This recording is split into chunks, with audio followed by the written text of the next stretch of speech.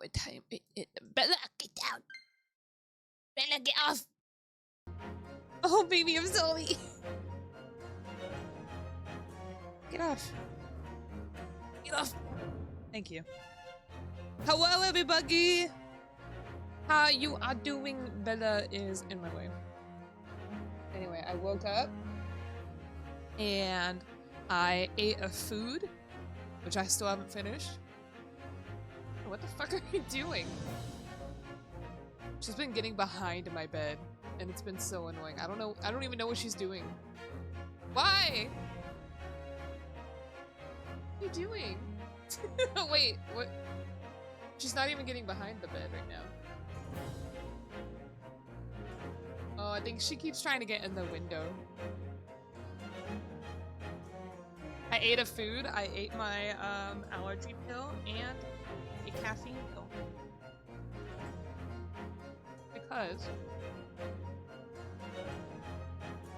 I forgot I don't have any Dr. Pooper. I'm all out. I thought I had one left and I opened up my fridge. And it's just water. Everything. I put so much water in my fridge last night. That's all that's in it. And a chocolate bar. Oh, my ice creams too. I forgot about those. I bought a mango nata ice cream. Okay, I'll take a drink. Thank you. I got water. What is this fridge setup? Okay. I got water. A lot of water. That's all I see when I open the fridge is water. And then... you know what they say, like, out of sight, out of mind, right? I bought this mango nata ice cream that I really like. However, because I don't see it every time I open my fridge, I forget that I have it. Because it's behind like a little flap for the freezer part. Is this your roommate's water? No, this is my water. It's in my fridge. You know my cute little pink mini fridge? Anyway, oh wait. I forgot that I don't really hide the Okita anymore.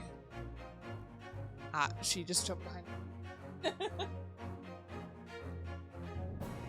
Wait. 1 second.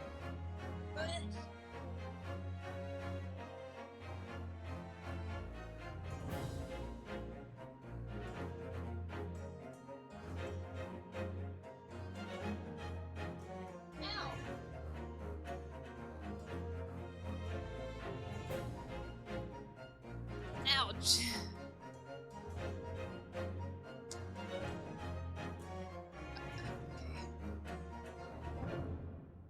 Owie. I heard that bony part of your foot.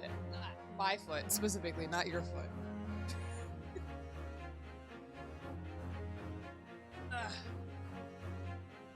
There have been these weird ass bugs in my room, and I don't. Redman just comes in to do fucking voice sound redeems. Masita, hello. Masita. I am so obsessed with Yu-Gi-Oh right now, it's frustrating. Anyway, there have been these weird bugs. I don't know what they are. But 2 of them had the audacity to just be chilling on my blanket yesterday, and I was like, what the? Snack time. I don't know what they are. My room's clean, too. Anyway. Nah, it's a mini fridge, Ninjash. Anyway, hello! Whoa, my voice, what the fuck? Hello, everybody. Good afternoon. How are you all? What are you all doing? What are you up to? I don't know why I asked that question. Clearly you're up to being here. Me, today. Oh. Already? I need to find out where to read it. If they release it in English, I'll probably buy it. Anyway, Gabe, space questions and Ninjash. My voice is cracking.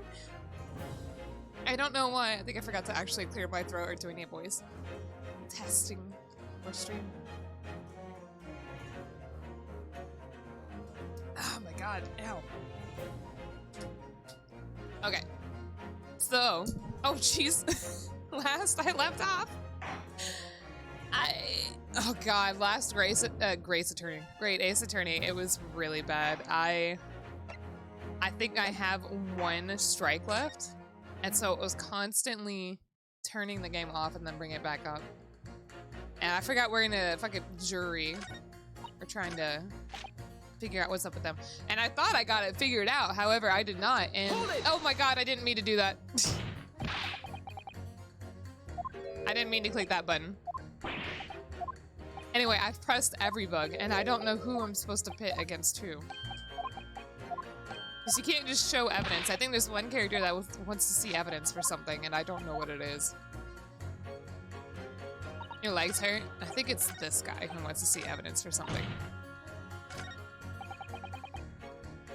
I'll ask. I'll ask.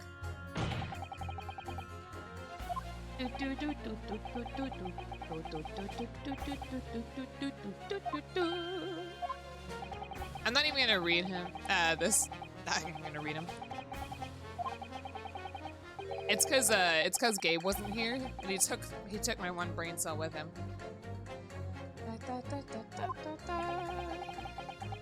So he wants to see proof. I think. Yeah, here we go.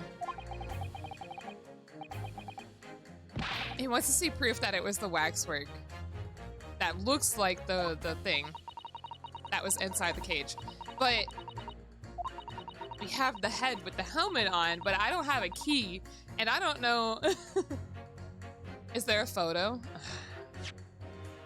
I don't think there's a photo that shows the waxwork inside the same cage.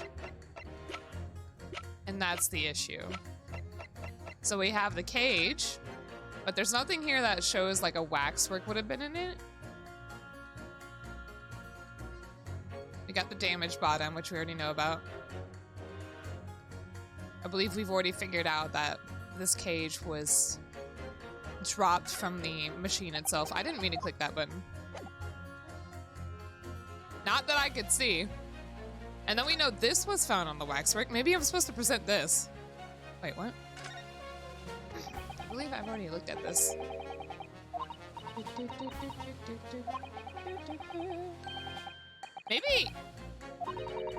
Maybe this is what I'm supposed to present. Hold on.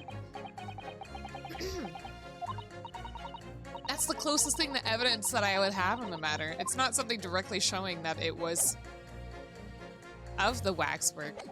I could try it. Evidence that Professor Waxwork was inside that bird cage. Yeah, maybe.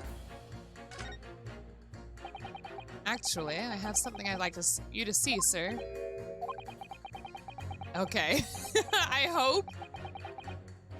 hope that this is it, because I don't think I presented this last time. I was very... You think that's the evidence? Looking at a mirror must be very trying. You have some evidence that proves the waxwork was inside that birdcage, namely... Wait, which birdcage am I trying to prove, though? Take that! Oh! Are you kidding me? The whole time I was playing this last, I was like, yeah, this piece of glass was on the waxwork. Thanks, everybug. Thanks for bringing back my brain cell. What's that? A piece of glass, though. It's unusually thick for glass. Yeah, no shit. Herlock. Yes, it's a piece of broken glass that we found inside the jacket on the waxwork. Oh my goodness. I still have to clear my throat. Hold on.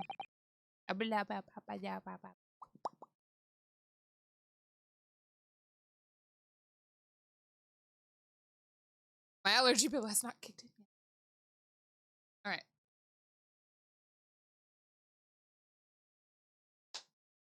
Okay. As you say, it's not ordinary glass, though it's very thick and clearly made for extra strength. Much like the special glass that was developed for the construction of the Crystal Tower. The Crystal Tower? Whoa, holy smoke!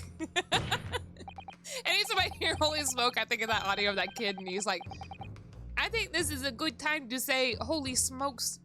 I don't know why that sounds so funny to me. Exactly! The centerpiece of the Great Exhibition, where the very incident we're talking about took place. On the day in question, the birdcage fell from above and smashed through the window of that special glass. From whence this small piece originated? Is that it? I completely almost missaid originated. I feel like I still said that wrong. That word doesn't sound real to me anymore. Precisely. So what do you say?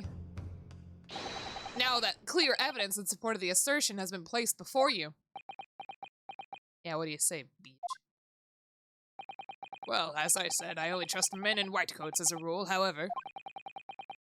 When the reasoning is sound, it's fair to say color shouldn't come into it. Okay. Or origami-ganated. Yeah, that's it. In light of what you've shown me here, yes, I feel obligated to change my position on the matter. Yahoo! Why did I say it like that? Yahoo! In that case, juror number 4, you will amend your statement now, please. Okay. The presence of that piece of glass leaves me in little doubt that the waxwork was indeed inside the birdcage. So I'm probably gonna have to pit this guy and that girl together. Let me see. Maybe. Hold on. I'm so scared for shit now. Because he's like, yeah, there's evidence, and she's like, there's no evidence. I'm just saving the game. I don't want to have to deal with all that again. Okay, let's try it. Let me go ahead and read what everybody else says. Yeah.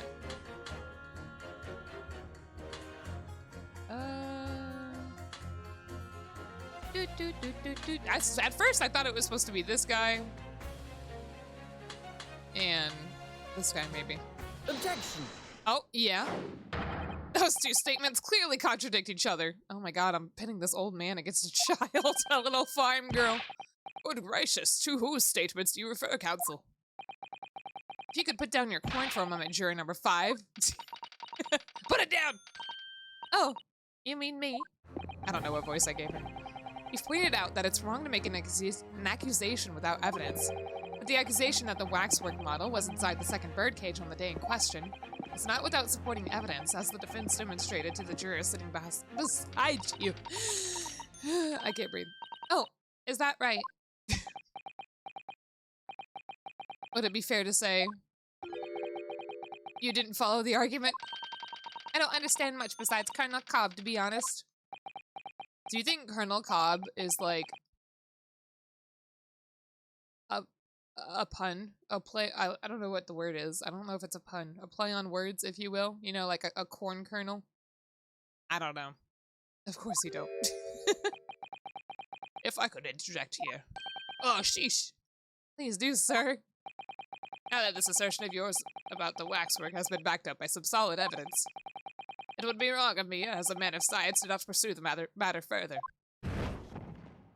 Oh, nice! A reference to the Colonel? What, Colonel Sanders, or is there a different Colonel? No, I'm saying a reference to, like, a corn kernel. You know, the individual piece on of a corn. Well, me too, then. Alright. Mrs. Pirate. I was at Mrs. Cowboy. Sorry? If this brainy gentleman says he's right, then he must be. See, I wouldn't dream of going against Colonel Cobb or anyone who's got stuff in between the ears. Ew, what? What does that mean? I do not understand this child. Is she even old enough to be on a jury? Alright, we're almost there. Success! If you could call it that. Yeah, like that. Well, of course, if he's got some evidence, that's the whole other Capricorn in it. Lovely job. Okay. So these two, I don't think I can do anything with anymore. So what else am I supposed to do? It seems a little far-fetched to think the waxwork model professor was in the birdcage. On the other hand, it explains a lot. Okay, wait, hold on. There is a reason why the particular waxwork had to be used as Mr. Aspen's double. Yeah. Juror number 4?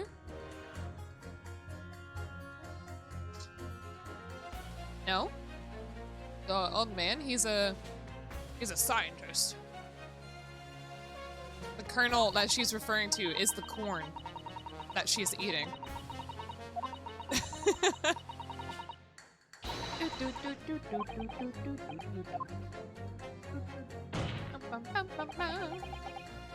So now I'm confused. Nothing's changed. I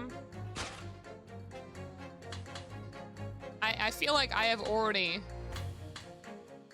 pitted literally every bug against each other. I tried him and him.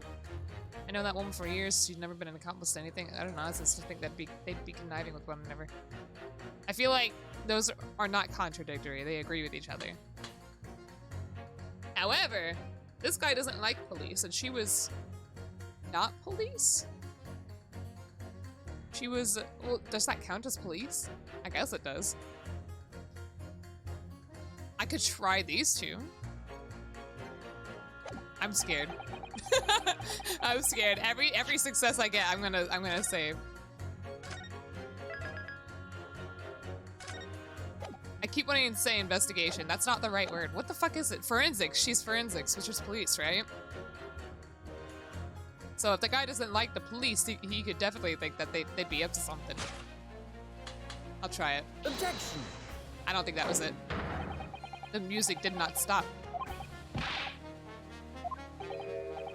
Nope. Oops. How is that not it? That's sussy, and they don't believe it. They're like, nah. Oh wait, hold on. I'll try him and the other guy instead of the policeman. Wait, that would have made sense though.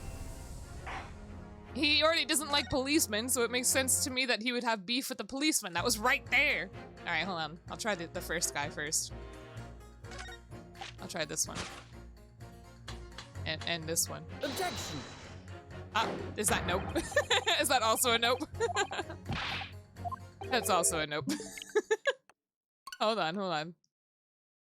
How is that not close? I'm gonna talk to the other guy again.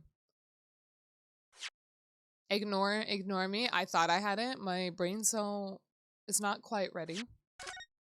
It's warming up. It was a little too soon for that last one, so now it has to recharge.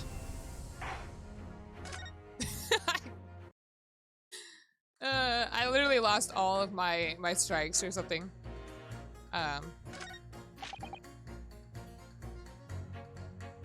In a row last time.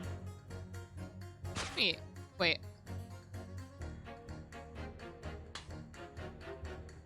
Really, the waxwork the man stole has nothing to do with the coroner. I'll just ask about it. Because I don't remember. Wait, I already know that it does. I know that the waxwork has something to do with the coroner because it's of the, what is it called? The professor? Which is who she,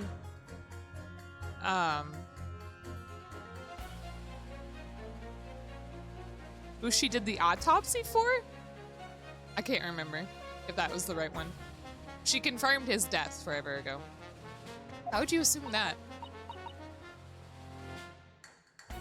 Have I never pressed her on this? Because I don't remember any of this conversation. Well, quite simply because that unsettling swindler has no relationship with the woman, does he? True, as it stands, we don't know of any connection. Eh? Yeah, I do. Oh gosh, but it would be delightfully romantic if they were somehow to have a mutual interest in the waxwork. Romantic?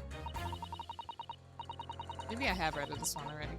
Women's society, such as myself, use everything in terms of relationships, you know. Well, you learn something new every day, even if you don't want to. She ships. I bet she ships Aaron Hansen and Dan Avidan together. I don't know why that particular example is what came to mind. Maybe because when I think of Ace Attorney, I think of those two. She sounds like she would ship, like, anything that's in close proximity together. One might wonder about a possible relationship between the defendant and this coroner woman.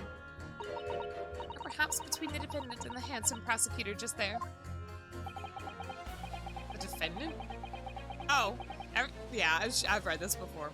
Because I straight up thought she was talking about me and Fancy's. She's talking about Hairbrain.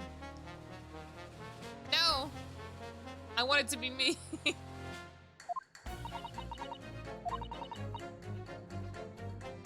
Ba, ba, ba, ba, ba, ba, ba. I'm perhaps demonstrating the connection between the waxwork and Dr. Sight with EMF. How do I show it? I can't present evidence to her though. I don't think. Yeah, there's nothing that lets me present evidence here. This is what I need.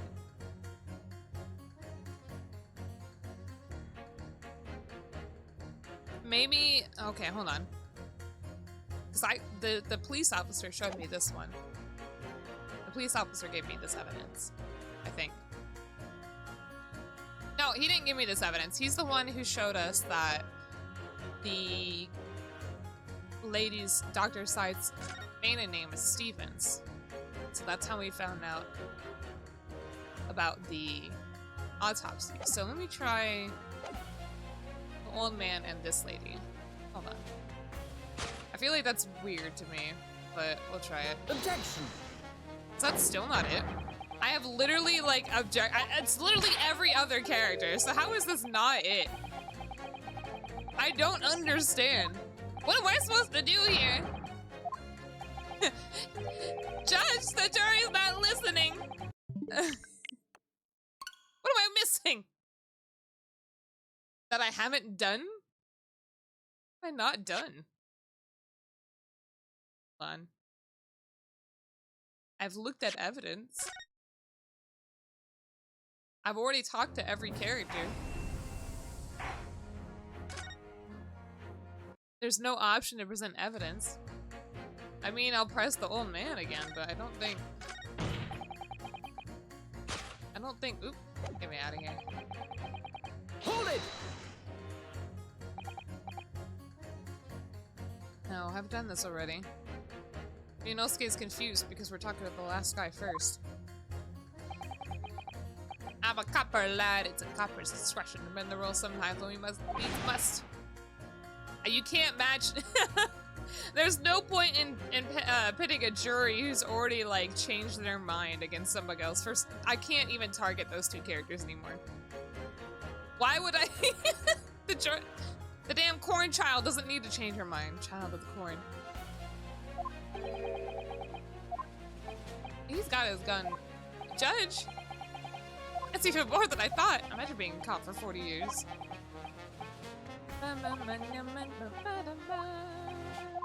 I don't need to read this. This is all hoo-ha anyway.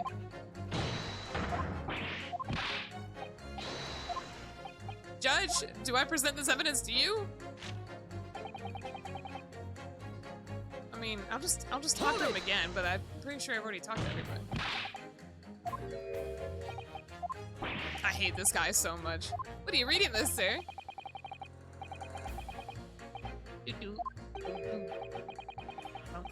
I have talked to everybug already. Dr. Scythe in charge of examining the bodies, and it was evidence arising from her work that led to the arrest of the scoundrel responsible. Unless one of them wanted me to present evidence again, but I only remember one character wanting that. That's right, oh, that woman at the forefront of the country was bad against crap. Let me, yeah. So, like, I've already talked to her. I mean, I'll talk to him again. Hold it! What's your beef with the police? Let's just say we have run into each other on numerous occasions while I've been performing on the street. Right, I see. Obviously, artists such as myself cannot appear on stage as we work in close proximity to our audiences. So we perform our great magic in parks, on streets, corners, and the like. But the police use any excuse to make our lives difficult. Oh, okay, hold on. I've done this before, but I don't think anything... I don't know what I could have found from it. Excuse me. So I'll ask again. Because I know I've done this already. Mr. Ottermole, who are you calling a mass murderer? Sorry, my mistake. Wait, is his name not Ottermole? I'm not sure. I'm so confused by these events right now. Oh no, Judge! The cop on the jury is threatening me. Let's see. I was really wondering if you had something you wanted to add in response to what juror number 3 just said. Clearly you do. I feel like when I did something before, it didn't do anything. Back in my day. Back in the good old days. It wasn't like this. What was it like, sir? Whoa! What's up, Space Quest? The Colonel is the key to this mystery. Oh my god. The key to the fucking mask on the waxwork head. Yeah, he just fucking shoots the child next to him. We worked our fingers to the bone to earn the public's trust, we did. And by Jove, we earned it. Who's Jove? I never realized that Jove and by Jove was capitalized. People respected us back then. Respected you? No one would have called a coroner into question in them days. The coroner's report was the hallmark of an investigation done right. Especially when Dr. Courtney Stevens put her name to it. She was the best of the best and the apple of the force's eye. Hold on a minute. Excuse me. Sorry, I had a tickle in my throat there. What are you talking about? Who's Courtney Stevens? I already know this info. This is how I found out that Courtney Stevens and Courtney Scythe are the same person. Which is how I got the connection that Scythe, Dr. Scythe, knows about the professor. I just don't know what to do with that information. Got a bit carried away there. And this is what had him change his testimony, as far as I'm aware. Stevens is Dr. Scythe's maiden name.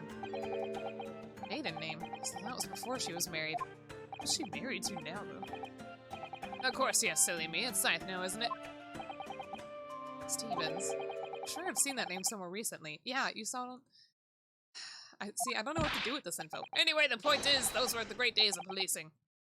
Hi, Phoenix, how are you? Gotta admit, the gun twirling is concerning, but he doesn't have a finger on the trigger when he's holding it. That doesn't mean anything. I just hope his safety's on. Or that the gun's not cocked, I suppose. But it is. It is cocked. You can see it. Anyway. Those were the great days of policing, not like now. What a fucking boomer. Sorry to interrupt, sir. Do you think you could change your statement to include that name? Oh yes, I don't see why not. Didn't you already change it? Is this different? What was his testimony? Hold on.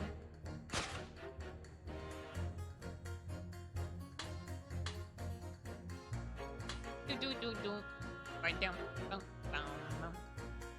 Isn't that the same? Is it not? I'm gonna try it again. Maybe I forgot to actually get that information changed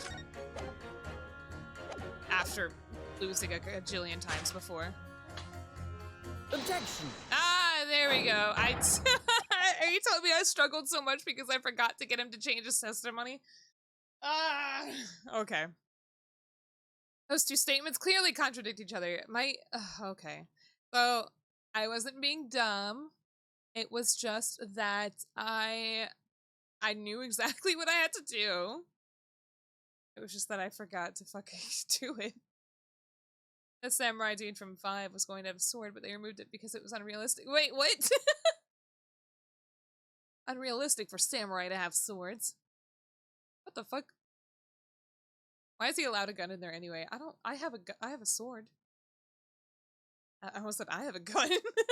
It's this! Spirit gun! And I blast a hole through his fucking skull. Yeah, that's exactly it, Gabe. I forgot to get the testimony to change back. So I retained the information that I needed to know. However, it was not the proper information in game yet. So my brain is still big. Oh no, he's hot! Who? Him? The guy? The police officer? Nye? Are you winning, Hana?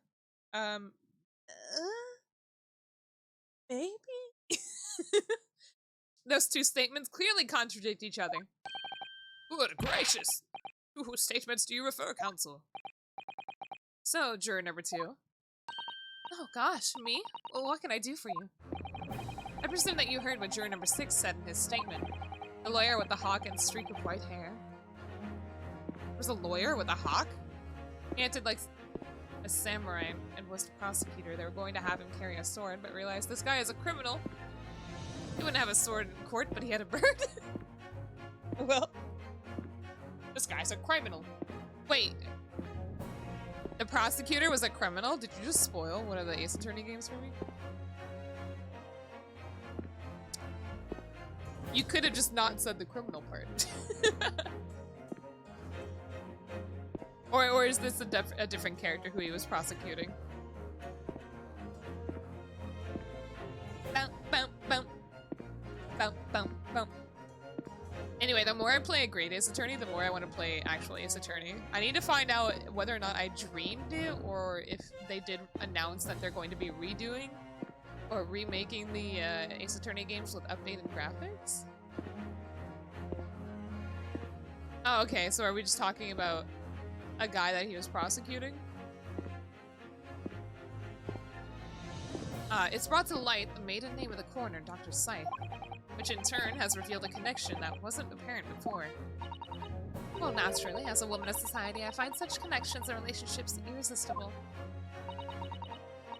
I can kind of understand this lady's fascination, to be honest. It's like finding that connection. Oh golly, I'm afraid I fail to see what you mean. Hello, Kirik. Kirik, once I rebrand, I will never see your name as Kirik the Bug ever again, even though it's never been that.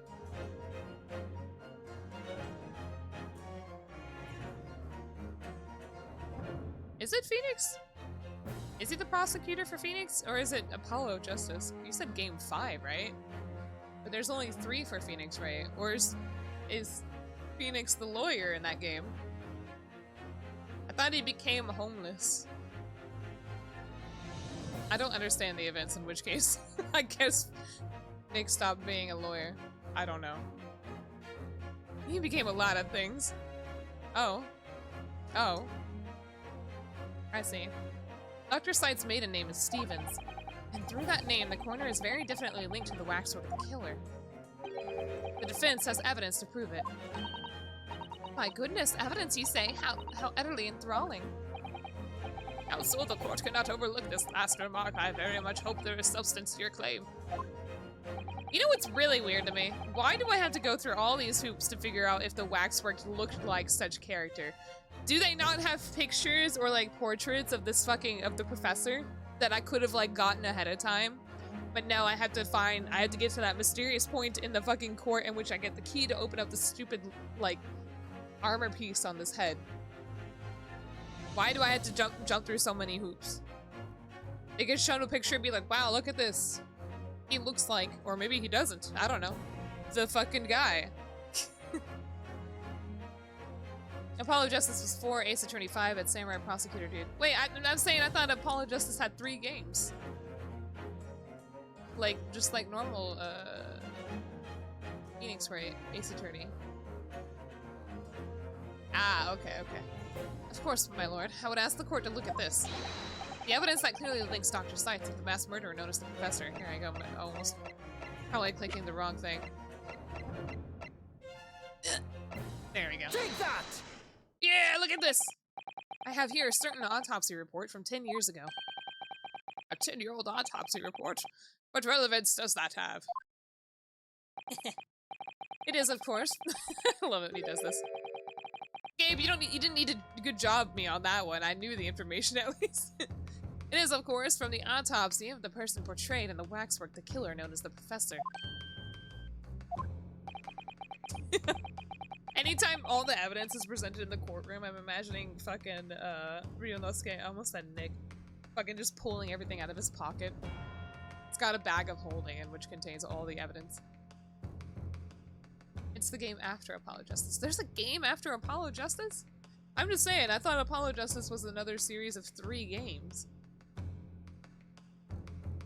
Did that Professor Layton and Phoenix Wright crossover game ever come out in English? I kind of want to play it. It sounds like it'd be a lot of fun. The professors, but the man was a capital offender, so... That's right. This is the certification of death that was drawn up after the convict's execution. The identity of the killer was never made public, so the report gives few details. but what's important is the name of the coroner who wrote it. What?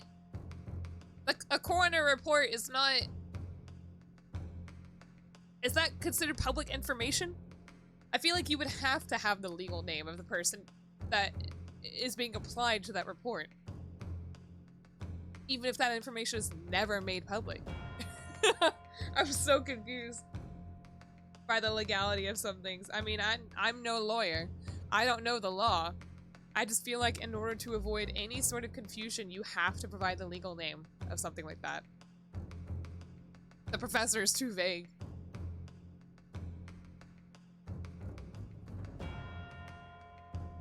Only on the 3DS. I wonder if I can find it in the eShop. I'll buy it. Courtney Stevens.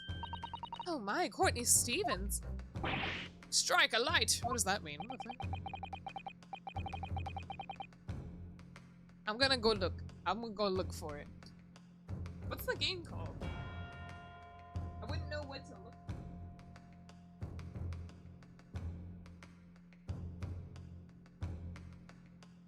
I don't know what it is with all my stream. Or I just keep getting I just keep getting distracted. Wait, hold on. I can't do anything. I'm playing Persona Q.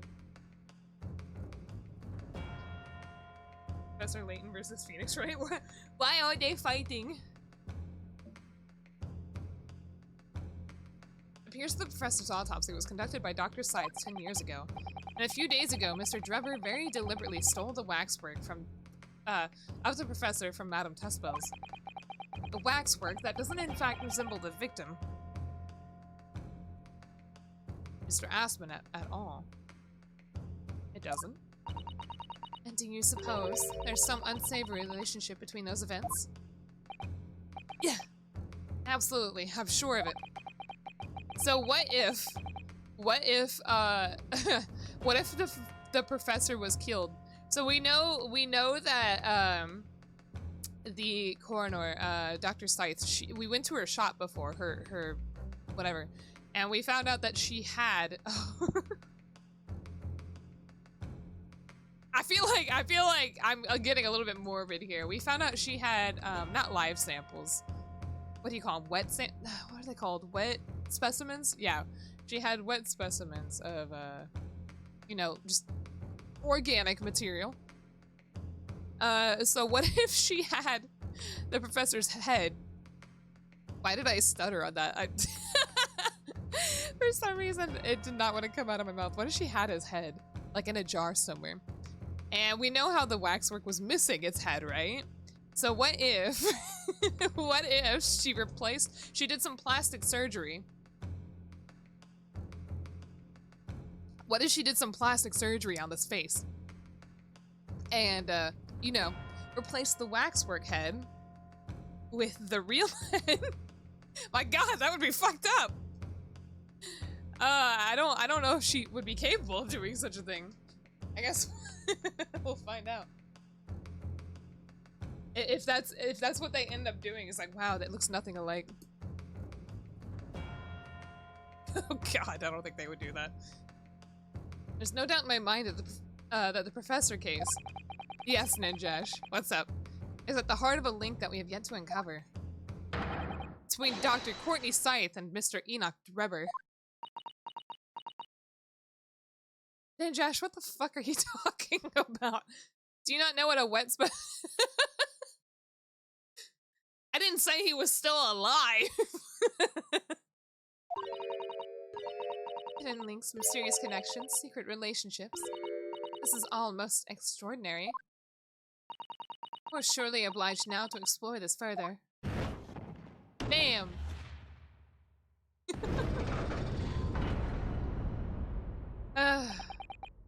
Anyway, what a very interesting theory I'm coming across. It's really funny to come up with these, like, really out there predictions on how the game's gonna go. Right, we can't let this trial come to an end now. Not while there's this cloud of suspicion hanging over the yard's best corner. It wasn't like this in my day, but we're still here to uphold the justice in the end. Bam! The professor was actually dead the entire time. What are you talking about? He was dead 10 years ago. I'm so confused. Anyway, looking for now. Okay, Phoenix. No, you're okay. You're okay. Thank you, counsel. That will do. As a result of the summation examination, the jury's overall leaning has changed. 2 jurors now call guilty, against 4 who call not guilty. According to the court, accordingly, the court has failed to reach a consensus at this time. And the trial must continue. You know what the worst thing about this is whenever you have your own train of thought, you're rocking it, you know exactly what you're gonna do, and then the jury's like, you know what? Fuck you. And then we gotta deal with the summation examination, and then you forget like everything that was going on before. I think the last thing we figured out was that the cage that we had fell 30 feet straight down. And then that was it. We're about to keep going, we're about to kill it. And now I forgot everything. We did it! Oh, well done, Mr. Naruhodo. Another wonderful victory. Alright. I think we are also thinking that this mysteriously hooded figure next to Van Zeeks is actually Kazuma. Just based on the way he walks, I guess? I don't know. Her waxwork is a despicable professor. Used as a body double for the victim in this quite extraordinary case.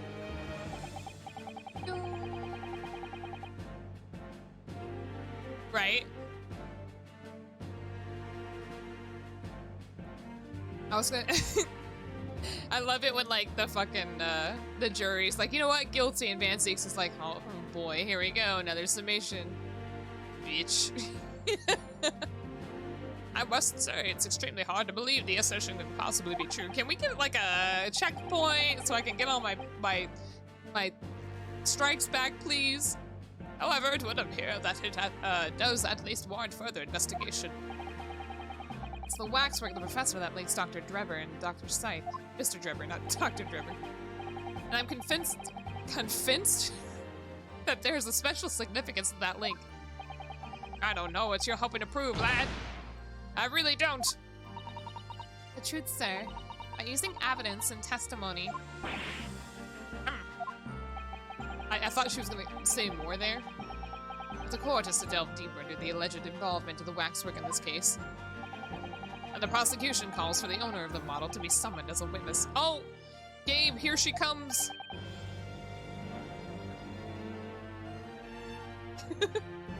The owner. Madame Testmills.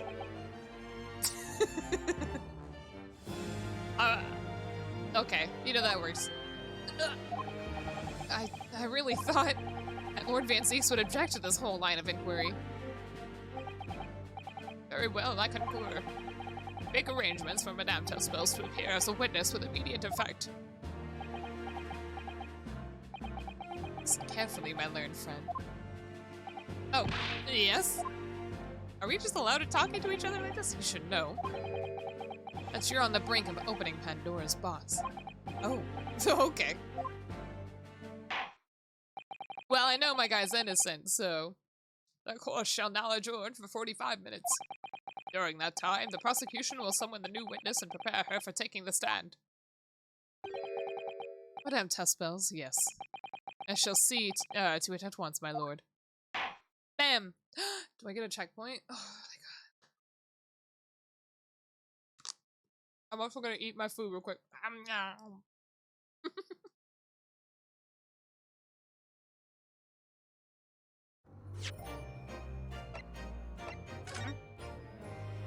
I was choked.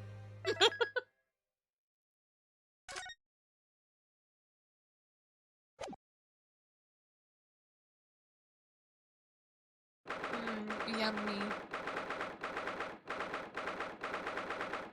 Oh my god, it's October 24th. It's almost my OC's birthday. Very first original character. Chi-Chi. Whoa! It startled me.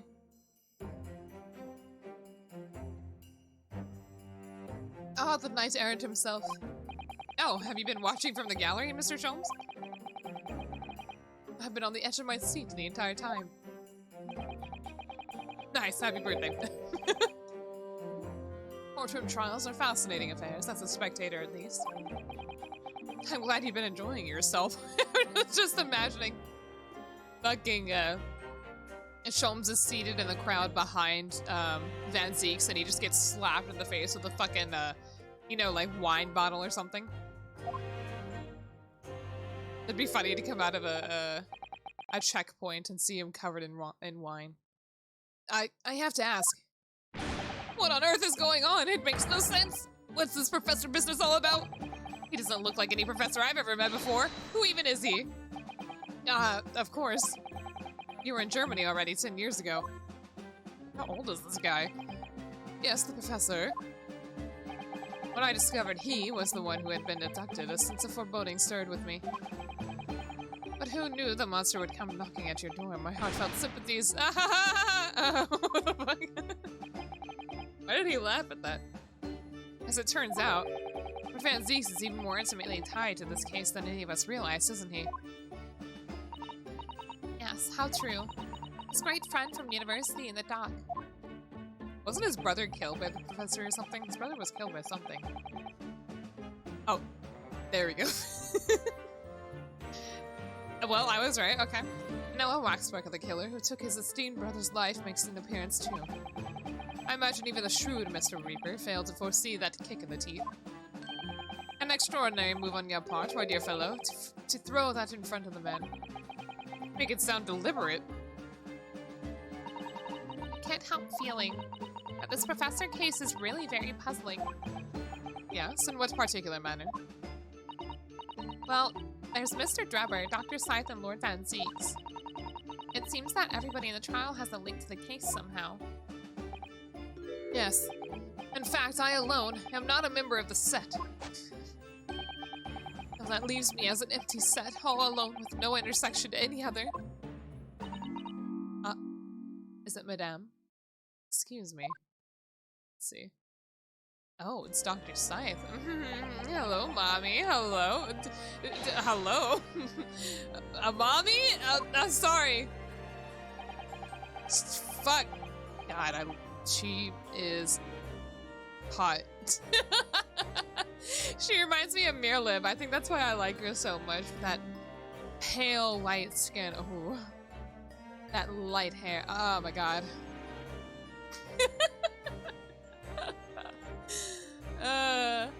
She is beautiful. The only thing that would make this better is if Sholmes was naked. That's not the right word. If Sholmes was wearing his casual clothing next to her. I would frame them too and put them on my wall. She reminds me of ice cream. She reminds me of the first time we saw her, she was next to a Strong Heart. So both of them gave me clock vibes. If she were a clock, she would be pointing to 5 and 7. I don't know. That means absolutely nothing. Dr. Courtney Scythe. Nay? What is that word? Stevens. Good day to you. Hello, Sholmes. That was very shrewd of you. What in particular, pray? You requested that 10-year-old autopsy report from Gregson, didn't you? How'd you assume such a thing? Well, we did get it from him after all. Because Gregson told me. What's that an assumption then? To think it's been 10 years. 10 years in the laboratory, wielding my scalpel. I smell of nothing but corpses and disinfectant. Yummy! Policeman on the jury had a lot to say about you as it happens, Dr. Scythe.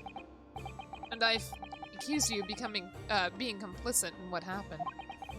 I'm hoping that you'll take the stand and tell the truth about what really happened.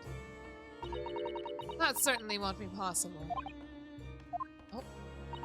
Lord Van Zeeks won't be summoning me as a witness. Lord Strongheart has forbidden it. Eh? Lord Strongheart? Can you do that? The Pandora's box you were warned about is the professor case. But please don't make the mistake of thinking you'll get any information about it out of me. By attempting to hide from the truth, that's cowardice. My goodness. Thanks for clipping it, Gabe. I've always fought crime in the way that I see fit. I have no regrets, not at all. And that's all I came here to say. So, good day to you. She has a very masculine jawline. Maybe that's it. She's a woman after my heart. She mentioned it too, this Pandora's box.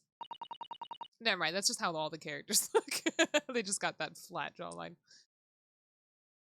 Whatever does it all mean? Damn, now I look like the odd one out. My chin pointy. It's really no cause for concern, I assure you. When the trial resumes, the meaning will become all too apparent, whether you like it or not. Huh? Now then, I believe it's almost time. I must make my way back to the public gallery. The edge of my seat awaits. I think maybe you're enjoying yourself a little too much. Oh yes, one word of warning before I go. If, in the course of the trial this afternoon, you perceive even a shadow of doubt about the truth, don't let it out of your sight. Pursue it like a dog with a bone.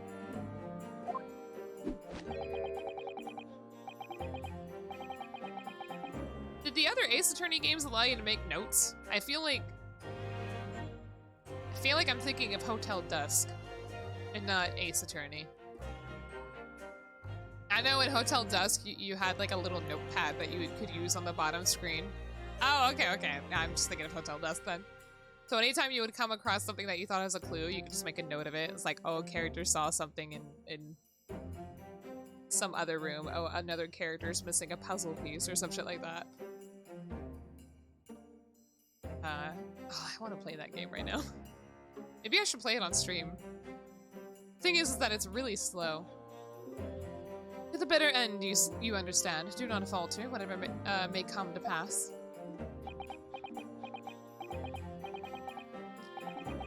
Did anything get done today? What do you mean, Vabra?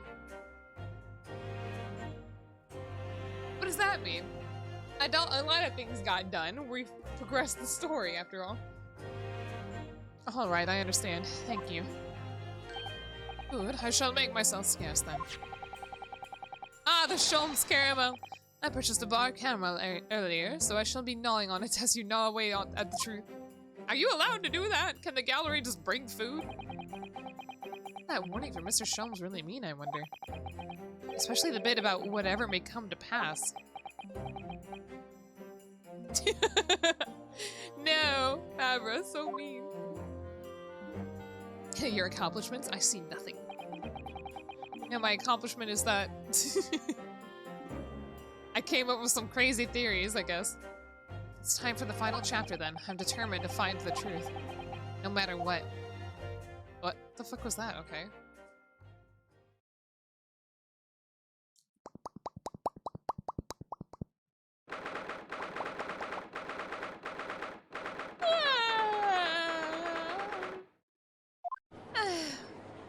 I need to find a way to turn off the damn Twitch alerts on my phone because they keep waking me up and it sucks.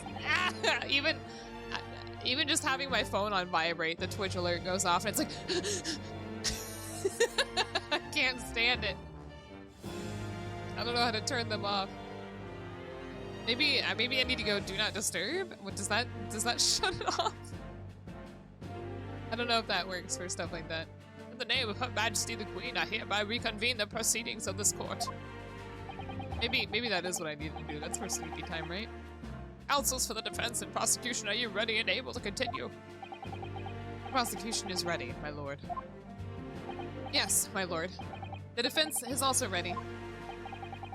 As the court is aware, the case under our scrutiny began with the damaging incident at the Great Exhibition. Yet we now find ourselves embroiled in the details of a convicted felon who was sent to the gallows a decade ago. This trial has certainly defied all expectation. That seems to be the fate of all trials in which this Nipponese is involved, my lord. What the fuck? Somehow that seems 500 times more offensive than anything he's ever called me. What the fuck? So then, let us begin our exploration of the defense's assertion that the waxwork was hardly involved in this matter. Lord Van Zieks. My lord. Are we still awaiting the arrival of Madame Tuspels? Not at all. She is in the antechamber as we speak and ready to be summoned. Hi, Raven. How are you? Raven, I'm so excited at the thought of getting my own 14 model. It's gonna be a moment. However, it's very exciting. Very well, bring in the witness.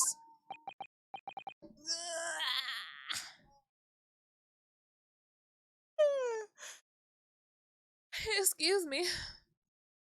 At once, my lord. Bailiff! Bailiff! Show Madame Tuspels to the sun! What is this perspective?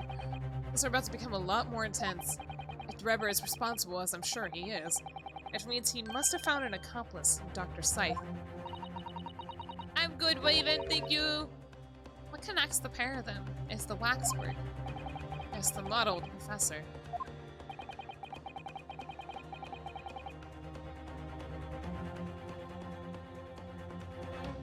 I don't want to think that Madame Tuspels is involved. However, I don't know if she could be found guilty of anything. So we assumed that the money that was in her bag was for purchasing her stolen waxwork pack, right? But what if, I don't know, what if it was, I don't know. I'm good, Raven.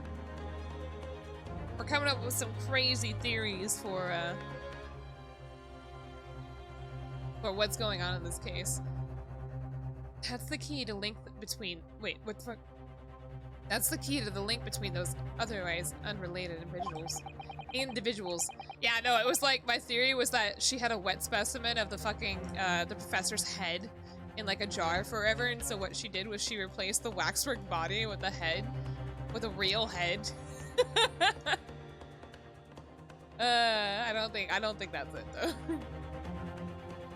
We'll find out. It's a teeniest link, admittedly, but at present, it's all we have to go on.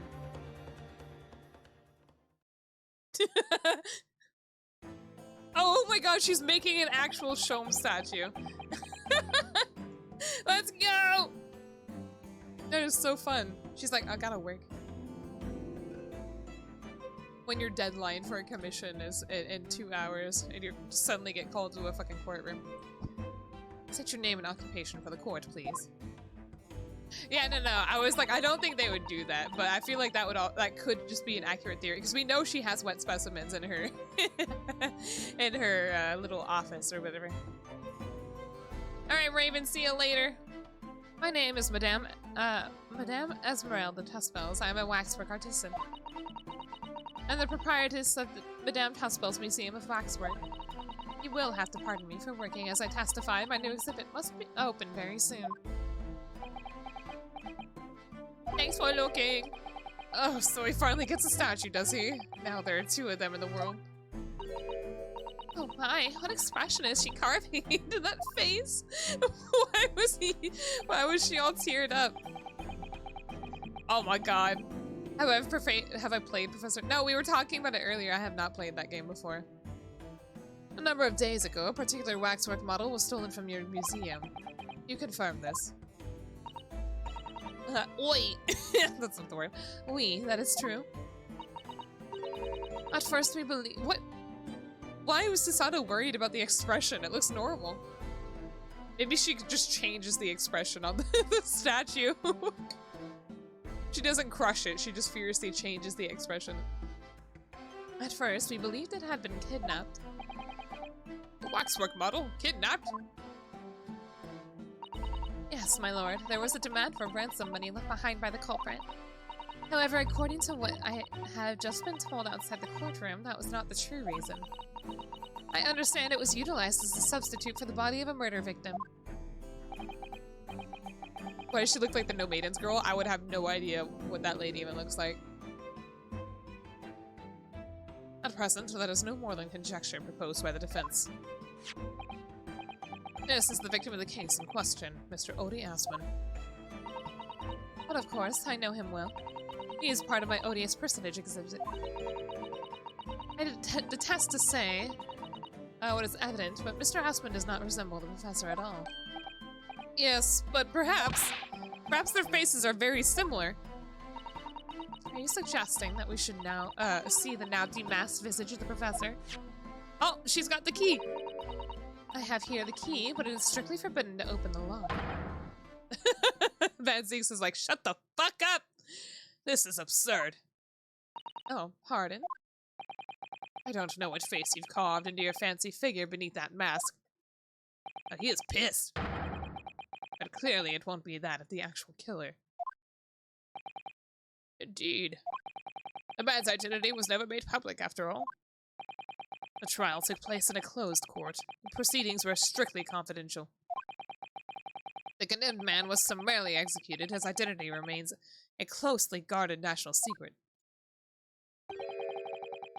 There's no possible way that a repository of tawdry exhibits— oh my god, he's so mean— could get its hands on that information. Quel dommage. I don't know what that means. I probably said it wrong too. It would seem you are unaware of the Tuspel's principles.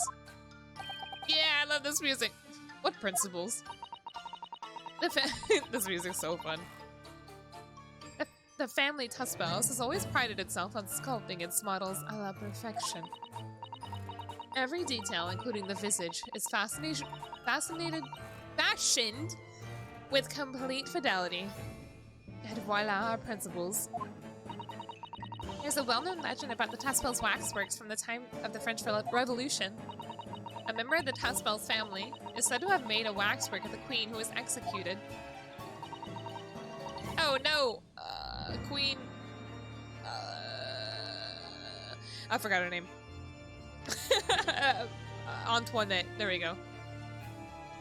Right? Mary Antoinette, that's it.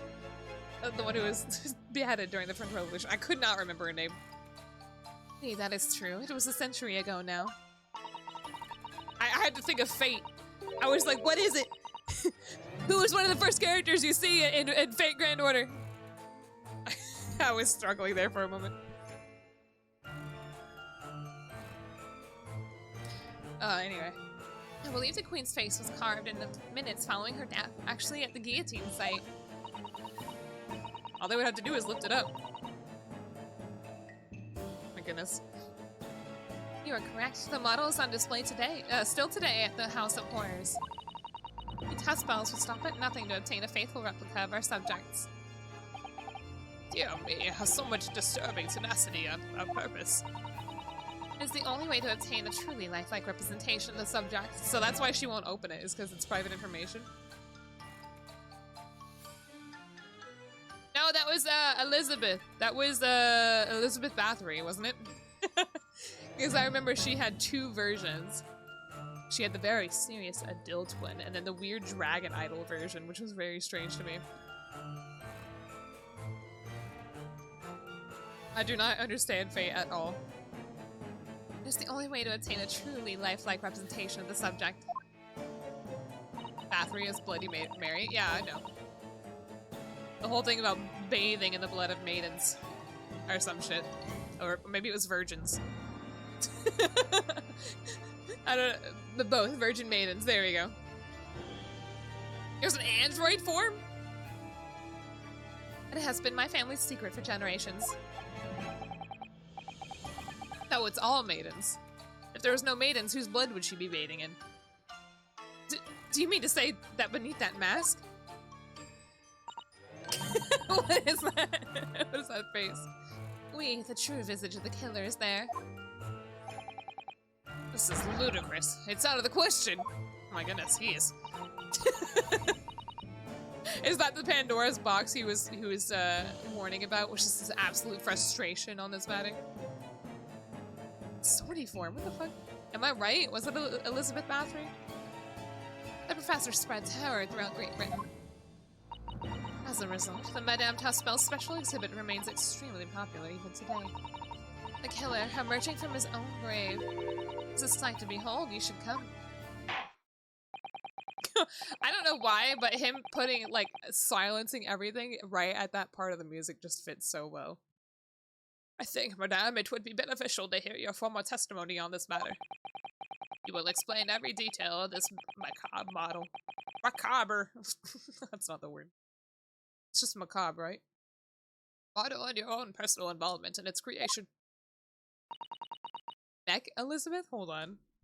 Elizabeth. Neck Elizabeth.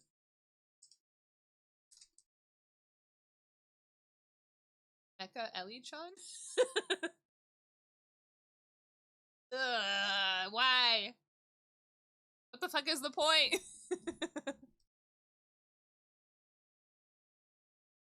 What's this?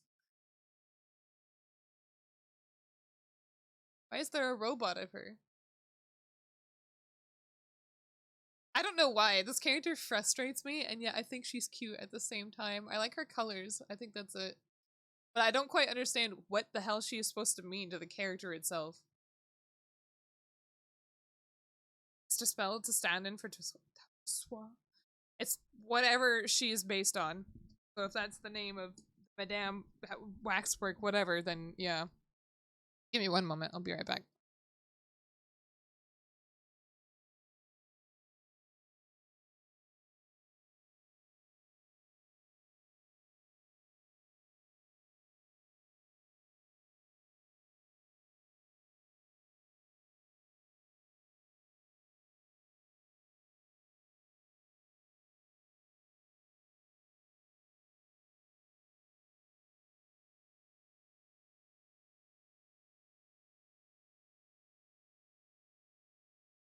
Okay. With pleasure.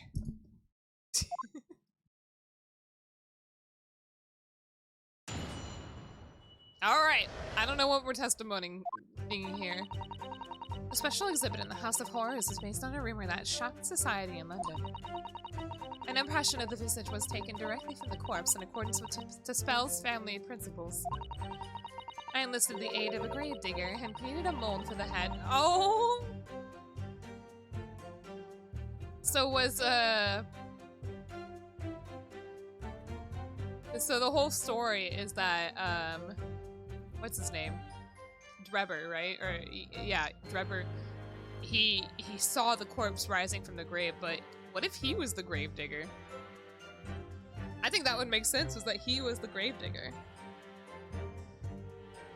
I enlisted the aid of the gravedigger and created a mold for the head in the ceremony just before the interment. I hid myself until he gave me a signal. I was there for a very long time that night. As dawn approached, I was very worried that I could be discovered. Oh, that's... The gravedigger, the man sanctioned this? I will do that. All that is necessary to achieve the true resemblance my family is celebrated for. What sense does this make? How did... This man's identity is private! Yeah, let's release his fucking burial site, shall we? Oh yeah, that would've been fun, Gabe. How did she find their burial site? Maybe, I don't know. I don't know. I don't remember what Drebber's involvement was, so... originally. Nobody else knew, only the gravedigger. What harm did it do, So you truly saw it. The face of the monster. Oh, he's pissed. That's right. I forgot that he absolutely detests this professor dude, so... I was like, why is he so frustrated about all this? I thought it was the law shit, but no, once again, I forgot about his brother. Naturally, I was aware at the time that his identity was a secret. Dispels would not be Dispels if we did not insist on absolute fidelity to our sculptures. She's probably actually used her witch powers. She don't have witch powers. I don't think she did at all, ever. I don't think that was ever something that was said in this game, Gabe. I don't believe this. I myself have seen the special exhibit at your museum, madame. A truly blood-curdling scene in which the murderer is emerging from his own grave.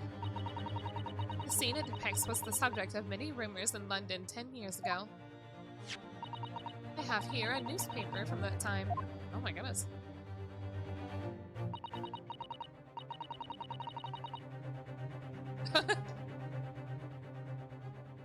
What are these other stories? Was the bald mask to blame for the great blaze? The fire that engulfed the popular theater continues to draw attention, as reports that Her Majesty Queen Victoria herself visited the Royal Italian Opera to inspect the site. I'm distracted by these other stories. Hold on. Site and offer words of condolences to the theater's owner, Mr. Frederick Guy. Hi, Breadman. Hello again, actually. The theater had been under lease to famed magicians John Henry Anderson. And there's some speculation that the blame for the fire lies squarely with him for his insistence on holding his bald mask there. His fire... Ball means sun, right? Sun? I don't know. And his magical tricks have played a trick on him, costing the city a great center for the arts. What are these other stories? Hold on. How do I get rid of Mad Sheep Rampage? The Great Stink. After a great many years, Parliament has at long last resolved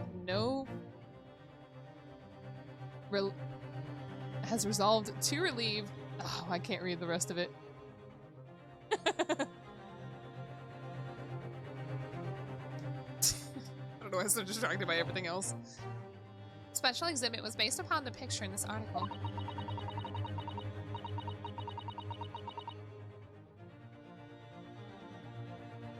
It's got Aspen's signature. Hold on.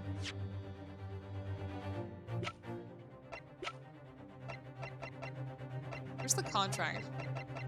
Do we still have the contract?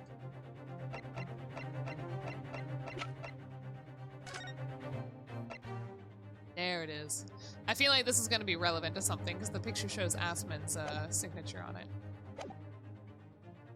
So that's some connection. Interesting. It was the most detailed account of what happened as reported by the eyewitnesses who saw it. Okay. So I'm gonna assume we're gonna have to try and find a connection between Aspen and the professor now. It's gonna be so weird. Man rises from the grave. It is too absurd for words. The public enjoy absurdity, Monsieur. That is why I have reproduced the scene as carefully as possible in my museum. And it's a waxwork from that exhibit that was stolen some days before the incident with the great exhibition, was it? Wasn't it, rather? That is correct. The professor you see before you here. Most puzzling. Ma'am, counsel for the defense, proceed with the cross-examination. This waxwork links Drebber to Dr. Scythe. There has to be some reason for that which hasn't yet come to light. I'll find it. I'll get to the bottom of what really happened. I'll prove that Dr. Scythe and Drebber were in on this crime together.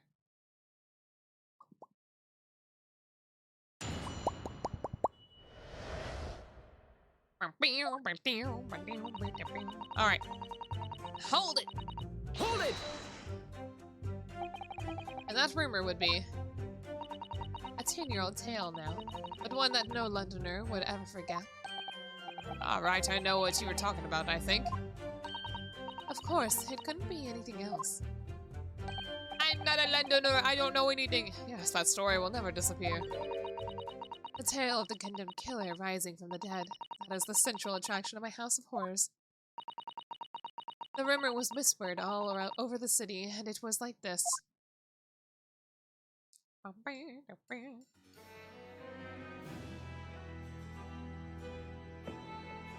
What funny music. It was in Lodgate Cemetery, behind the prison, in the dead of night after the execution of the killer. The interred professor slid back the stone slab covering his tomb and emerged from his grave. A young man who witnessed this felt a scream welling up inside of him. But an instant later, he heard an ear-splitting gunshot from over his shoulder. The bullet struck the emerging corpse and he fell motionless once more. Who fired the gun, then?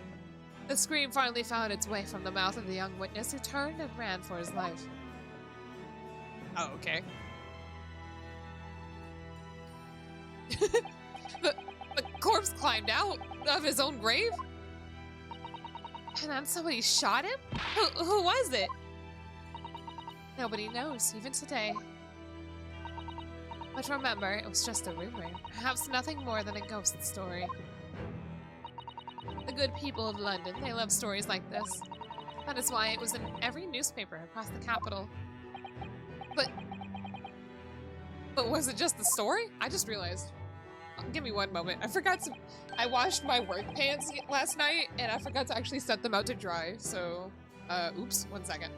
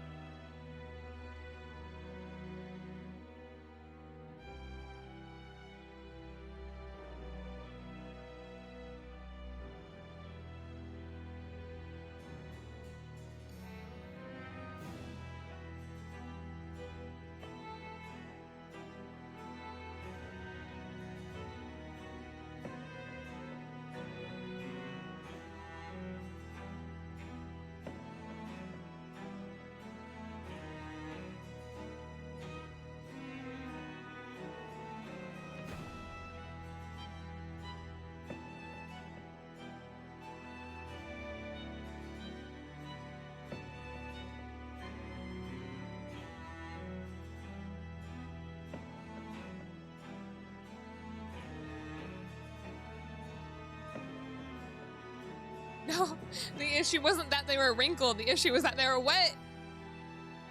Because our dryer doesn't work, so I have to actually just leave them out to dry. I set up every other pair of pants I cleaned, but not my work ones.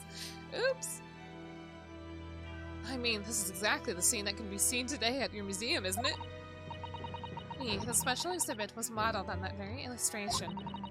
For a while afterwards, the contents of that article were reproduced in every newspaper imaginable. Might I say something? Let's go ahead, mademoiselle. Mademoiselle.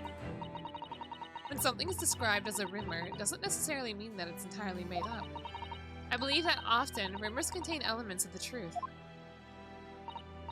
I see that people from the East can be just as astute as the people of Europe. So maybe he wasn't the gravedigger. What if the gravedigger was Aspen? Aspen and not Drebber. And so it was Drebber who saw the body. Drebber had seen the body emerged, but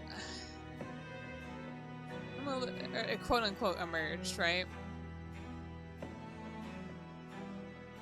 Was it Aspen then that shot the body? I don't know. Let me be sure, for instance, that the professor's execution was successful. It's not possible for the dead to come back to life. You think this is gonna somehow tie in with the Kazuma stuff? Because we assumed he's dead, right? We assumed he died, and yet here he is, alive. Well, obviously it's gonna tie in because he's here, right? Sorry? 10 years ago, I was there in Lowgate Cemetery, after the criminal known as the Professor was killed by hanging. I took a wax impression of his visage from the corpse just before it was interred? So I can assure you, a man is dead. I see.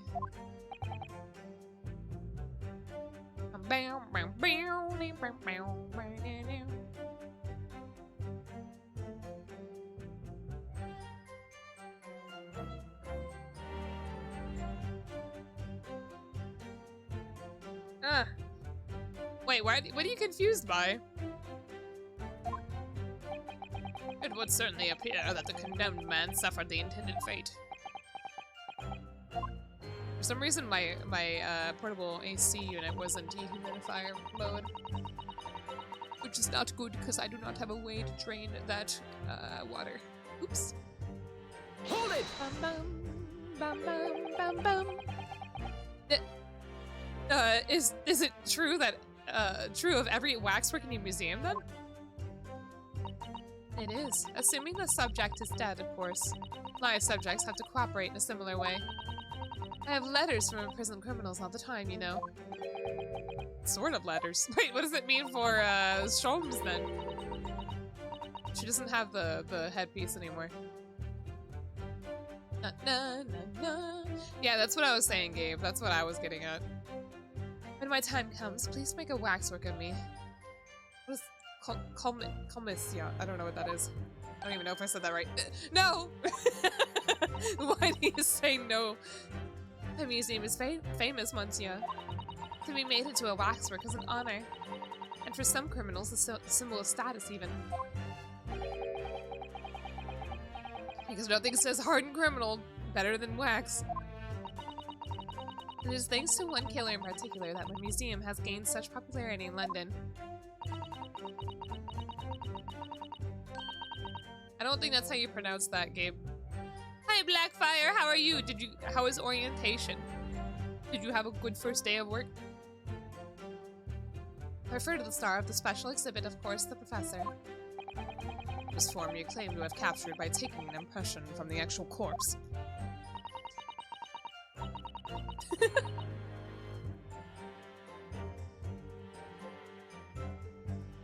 Boring. No, I was wondering how to pronounce it. Not Gabe. There are no exhibitions to the principles of test files.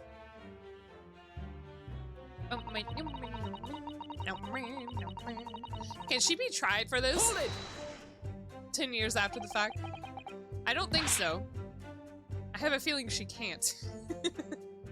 It's not like any bug press charges. Oh, surely that's illegal, isn't it? It would seem the proprietress of this repository of novelties was blinded by monetary greed. It had nothing to do with money. The man is part of London's criminal history. That is why I had to sculpt him to record this history. It is the brazen theater of the Tuspels Museum. I don't know how to pronounce that. But if the man was convinced in a closed court and sent for immediate execution, then surely nobody but the members of the judiciary present know the killer's true identity. I assure you, behind that mask is hidden the true face of the professor. You realize what you're saying? The professor's identity is a national secret. I understand. And now that the truth about the special exhibit has been revealed, it must perhaps close. Of course it will, as will your entire museum if you don't tread very carefully, madame. That could be another interesting chapter in the history of my family, I think, don't you? So 10 years ago, on the night of the professor's execution, you took a wax impression of his face from the corpse? Oui. Exactement.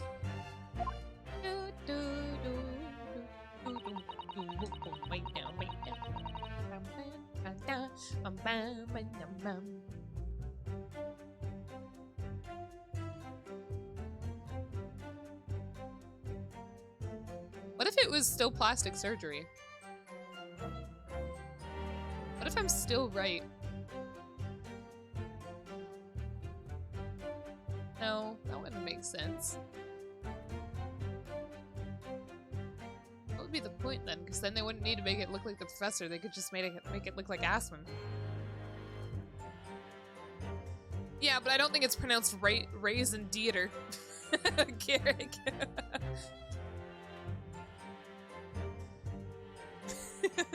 That's what I'm getting at. Hold it!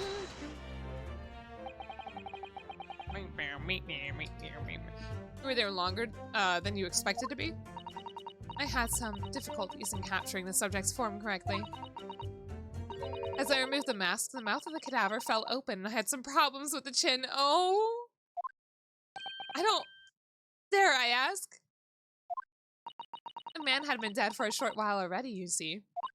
His muscles were relaxing and consequently his chin would not align itself correctly. Is that what happens? I thought it was the opposite when you go through Rigor Mortis. Do they relax over time? Or what? I don't think that's how that works. I don't know. I don't know anything about dead bodies, so maybe I'm wrong. Oops. His muscles were, yeah. Oh dear, what a horrible thought. Under normal circumstances, I would have been an assistant. I would have had an assistant. I would have an assistant with me, there we go. However, that night, I was alone, and as a consequence, I missed my preferred window of time. What do you mean? When I take the impression of the visage of a cadaver, I always wait until 3 hours after death. Why 3 hours? Is that amount of time significant? It's okay, well, I guess she knows more about it than I do. Oh, well, thank you, Kirik. Thank you, Madame Chespels, for elaborating for me. I thought Rigor Mortis literally lasted until the body decayed. It's because of Rigor Mortis. Rigor Mortis? Shut the fuck up. It's the name given to a phenomenon that occurs in recently deceased bodies. Burger King, you have missed a lot. We actually, my brain was big. As a rule, 3 hours post-death, the muscles in the body begin to stiffen.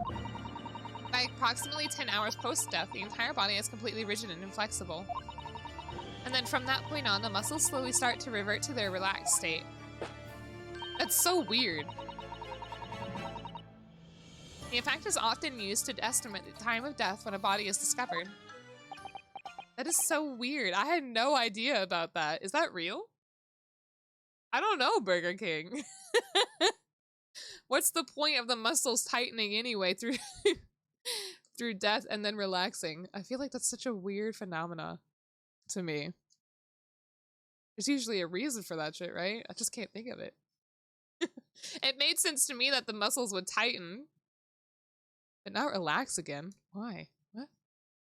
Alright, time to go into forensics and figure this shit out. Electrochemical impulse at the... Well, now I gotta Google what the fuck that means. Hold on.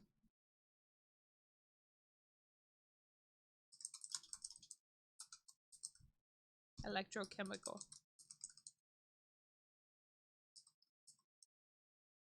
Impulse. A nerve impulse. What the fuck? I don't get it. It doesn't look it.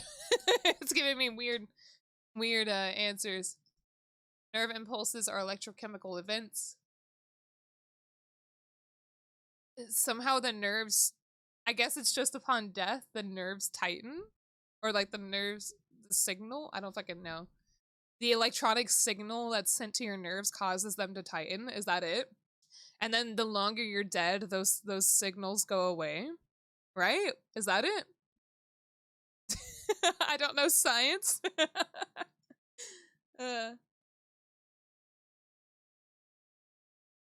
Anyway. I don't think it's that it's active. It's just that the fucking signal. Got it in one, Hana. Oh, okay, okay. Okay, okay. That makes sense to me. I guess. I love science! Anyway. Well, that was an education, if a slightly scary one. As the Mademoiselle says, Rigor Mortis commences 3 hours after death, and it starts in the jaw. Why does it start in the jaw? Is that because that's closest to the brain? I almost said to the face. Is that closest to the face? I see. So that's why you wait. Before that time, the mouth falls open, and it is very difficult to do my work. Ugh, it's getting hard for me to do my work with all of this talk of corpses. Interesting. I always assumed just Rigor Mortis lasted forever. I didn't think it was electronic impulse based. I just thought it was, you know, the decay of the material prevented it from becoming flexible. That's all, I guess. I wonder about that information the courts just heard from Madame Chespels. Hey, hold on. It is relevant because that means that it took her longer. That's definitely significant. The information about Rigor Mortis that you just shared with us, would you mind including it in your formal testimony? I believe it could be significant, you see. Of course, I don't mind at all. I can't help feeling that after this latest topic, the atmosphere in the courtroom has become extremely Brave. The Susato. Betters for that. Goodbye. Just delete her from the game. This is no time for jokes, Miss Susato. I like that one.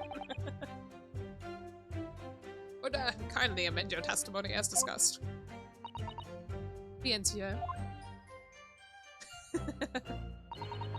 Took me a very long time because before the onset of Rigor Mortis. I'm gonna press it anyway. Rigor Mortis being the phenomenon you described wherein the corpse becomes stiff after death. I think you said that it starts at the jaw, about 3 hours post-death, is that right? Oui, c'est ça. I don't know if that's, I still don't know if it's in there right. Of course, the exact duration depends a little on the season. I didn't realize a waxwork artisan could be so well versed in the subject. Is it Rigor Mortis lasts longer in the winter? I don't fucking know.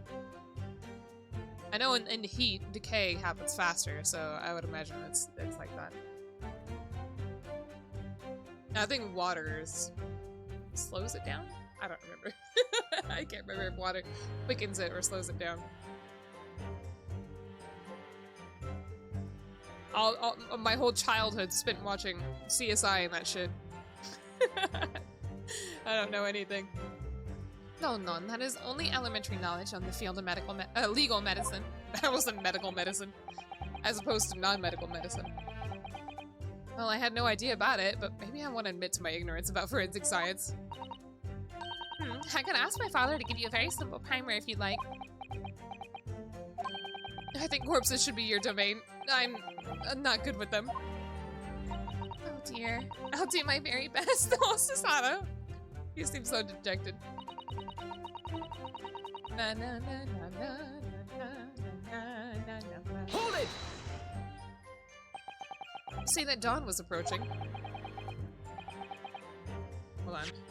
I think I forgot to investigate the paper, so I need to look at it. I don't think there's anything for me to look at except the signature here. Oh wait, now I can read it! I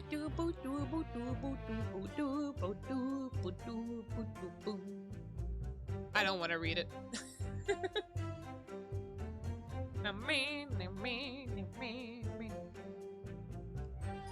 I think that'll become relevant later. What's the time of day then, approximately? Well, I could not say. But when I left the cemetery with my utensils and wax, the morning light was becoming visible.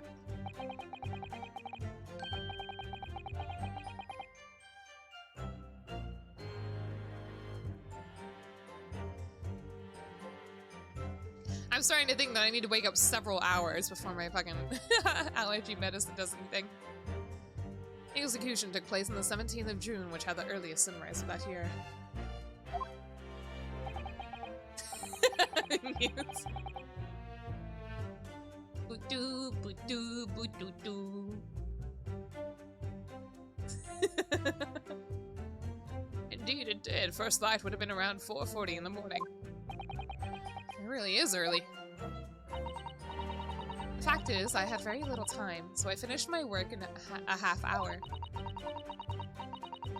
It was necessary to complete the impression and bury the body before daybreak, of course.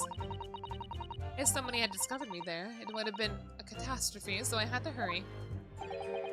Is it me, or does Mr. Sholmes seem to take shape more quickly now, too? I was not looking at the statue. You clearly appear to go to extraordinary lengths for your work, madame. I wonder, is what you said particularly significant? Yes! Madame, those details about how long it took you to complete the sculpture in the early sunrise, could you include them in your testimony? I believe they may be significant.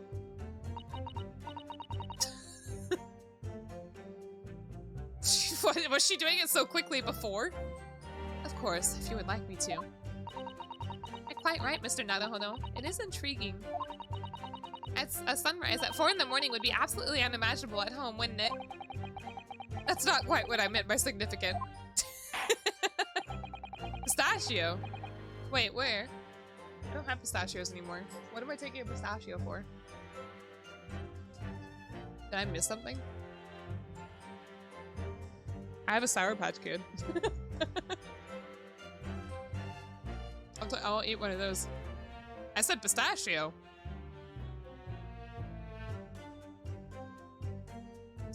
Are you sure? What did I say it for?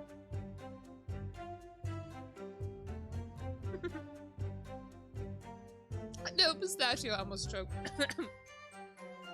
Hold on.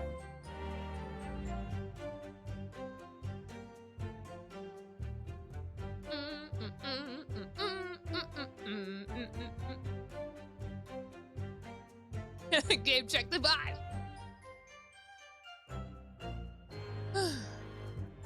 Hold on, I gotta eat this now.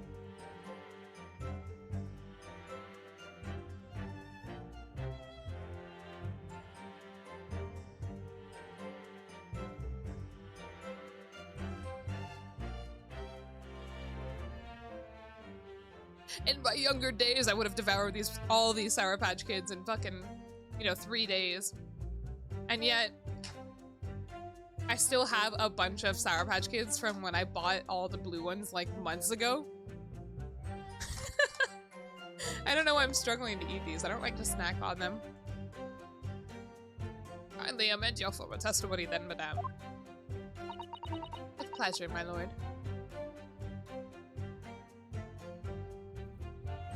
I know, right?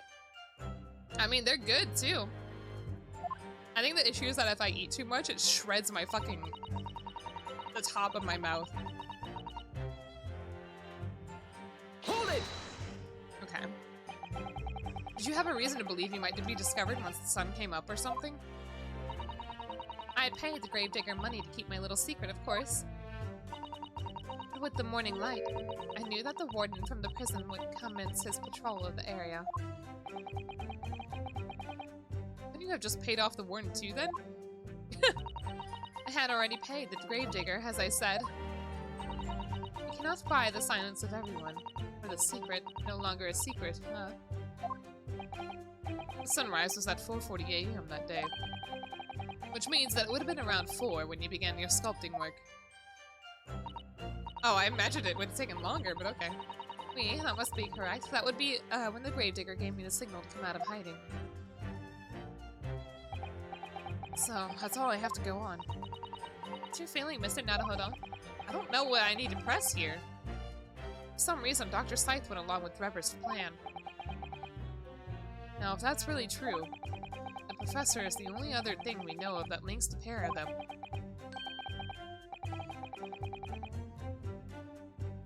No, we know Aspen's connected as well, but at what point do I present that information? So I feel sure that waxwork must be a clue to this mystery somehow. In that case, we must use this cross-examination to uncover exactly what it means.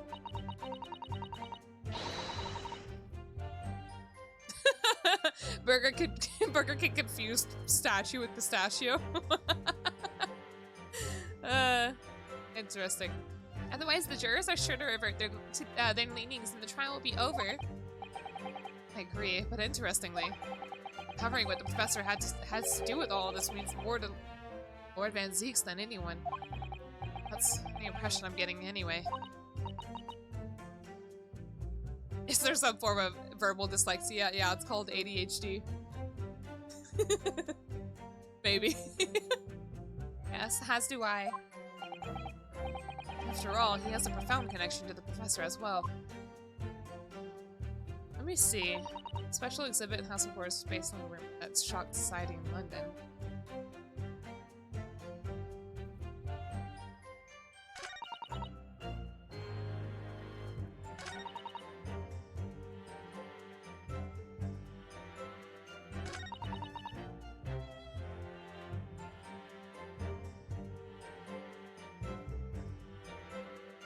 So we know Rigor Mortis is 3 to 10 hours after the death of a body.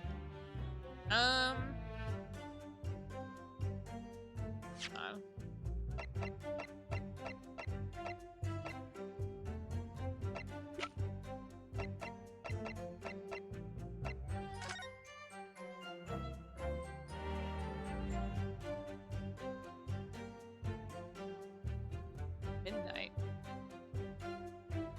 However, Rigor Mortis is whenever she wanted to do it, right?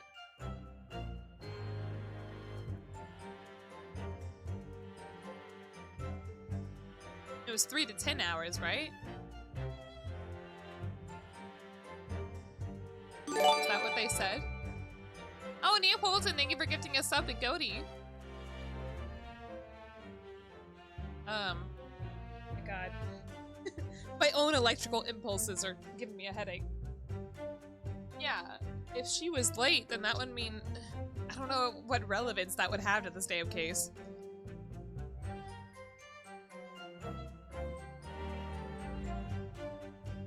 Did this happen at the same time? Did she ever mention the date?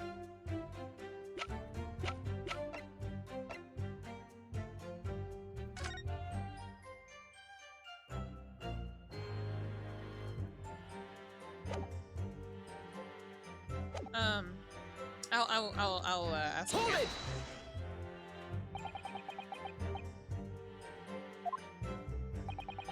He said it starts the jaw about 3 hours post-death. The exact duration depends a little on the season.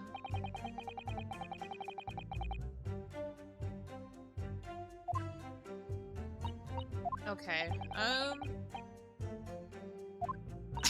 I think I'm just very confused. I'm confused as to the relevance of something like this, to be honest, but I'll go with it. If it was around 4 that she started her stuff, that would still be in the process of Rigor Mortis. So...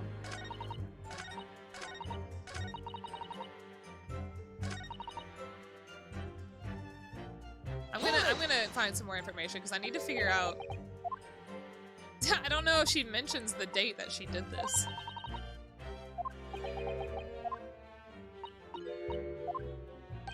Like, does she do it that night? I feel like it would make sense to do it that night whenever the grave soil is fresh, right? And that way it doesn't look too suspicious that it's out of place? I don't know.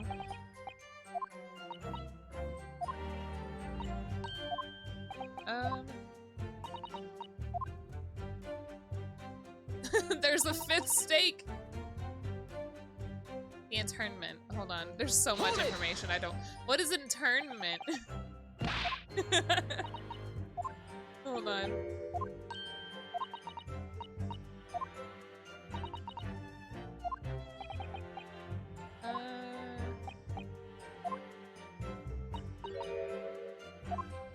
Just rereading this.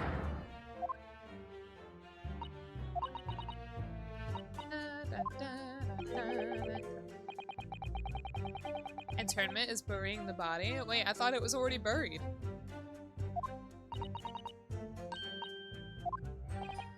I mean...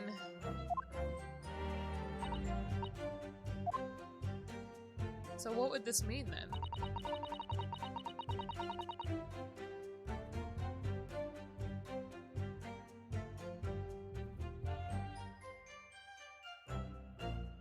The only thing I could think that this would mean would be that he was actually alive.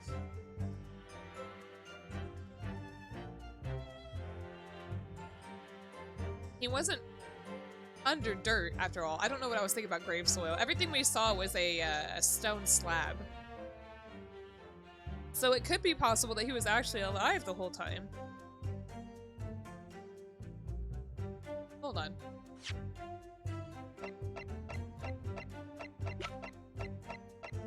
And that this autopsy isn't real. It's fabricated. I don't know. Objection. There we go. I guess I was right. But I'm so confused right now. I'm sorry. But damn tough spells. I have here an autopsy report that was filed 10 years ago now. It confirms the death of the professor following his execution at the gallows. I'm getting everything together, but it's just not making sense to me. Like, what is the point? What's the purpose? What could it mean? Oh, here we go. Big stretch. Is that a problem? Yeah, because Rigor Mortis would have still been a thing, therefore his jaw would not have fallen open. I believe it is, because your testimony had a particular detail in the report. And I traced a lot of my VTuber experiences back to you. Oh, cruel, you changed your name back.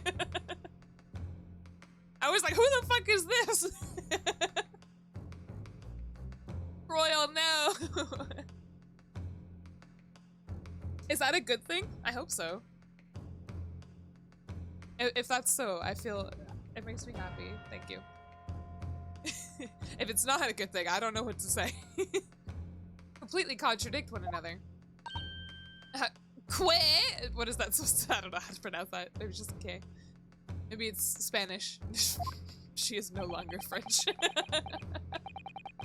You're going to explain yourself, my Neeblenee's friend. Yeah, sure, Van Zeeks. Can you fucking read? According to her testimony, Madame Tuspels was creating her wax impression just before dawn. And at that time, Rigor Mortis had not yet set in. Am I correct so far, Madame?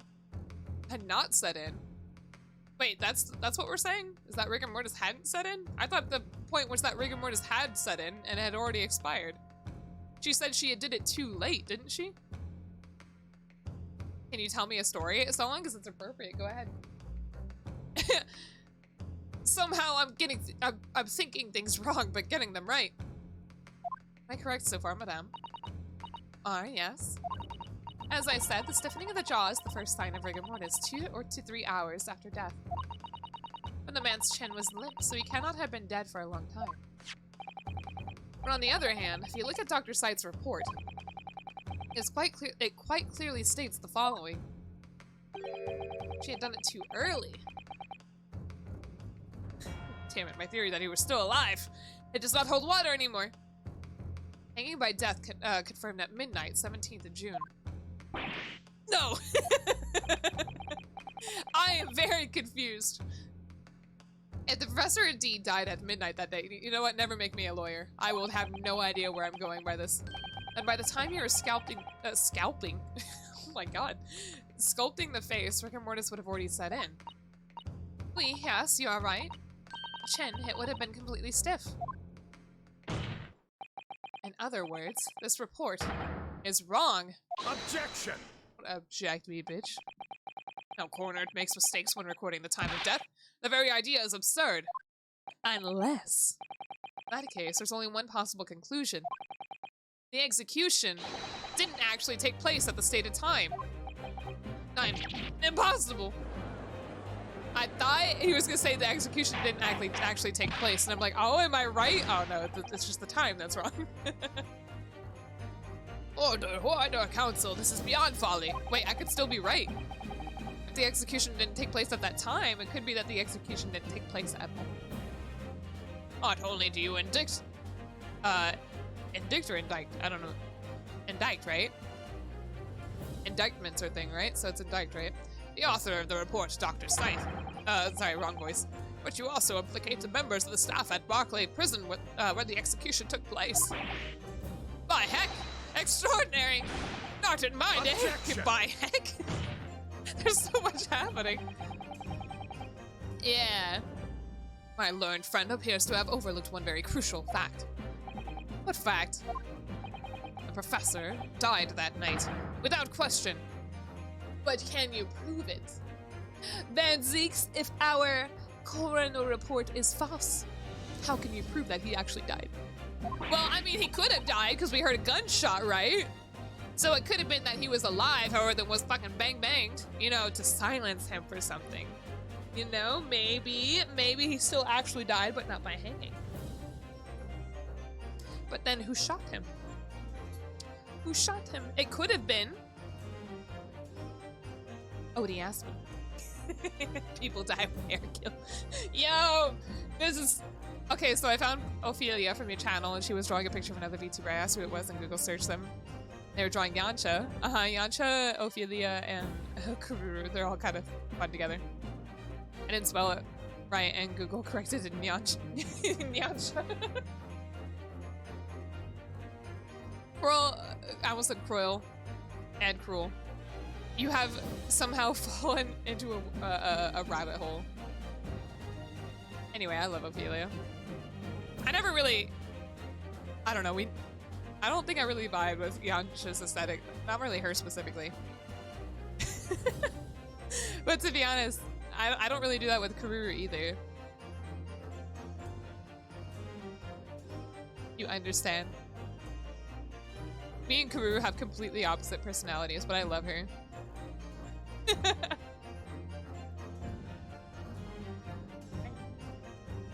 He did. Of course he did. I moved the man's limp jaw with my own hands. There was no... Yes, the professor died that night. But what if he didn't die at the gallows? Didn't die at... Are you insane? What? What exactly are you suggesting did happen in that case? It's almost impossible to believe, but it would explain the link between Dr. Scythe and the professor. And that one other person of interest. I have evidence that will explain exactly what I'm suggesting happened that night. Council, present the evidence at once. The evidence that allegedly explains what really happened the night of the professor's execution. Is it this? I don't know. Oh, I'm throwing out our theories. If he didn't die at the gallows, he could have died from a gunshot. But is this it? What happened that night is written very plainly in this newspaper article. Oh my god, am I getting it? Executed criminal returns in the dead of night at a local cemetery. You're suggesting it was a corpse coming back from the dead now? No, sir! Well, if this article is to be believed, yes. The professor, assumed dead following his execution, emerged from his grave and was killed again. Objection! Don't be a fool. That's simply a rumor, published by the gutter press. But we already established that rumors are created by fact, right? Can you be certain of that? Are you serious? The point is, as the article says, there was a witness to what happened. My word, yes indeed. My we? My we! I don't... No, we're not playing Phoenix right, this is Ace Attorney.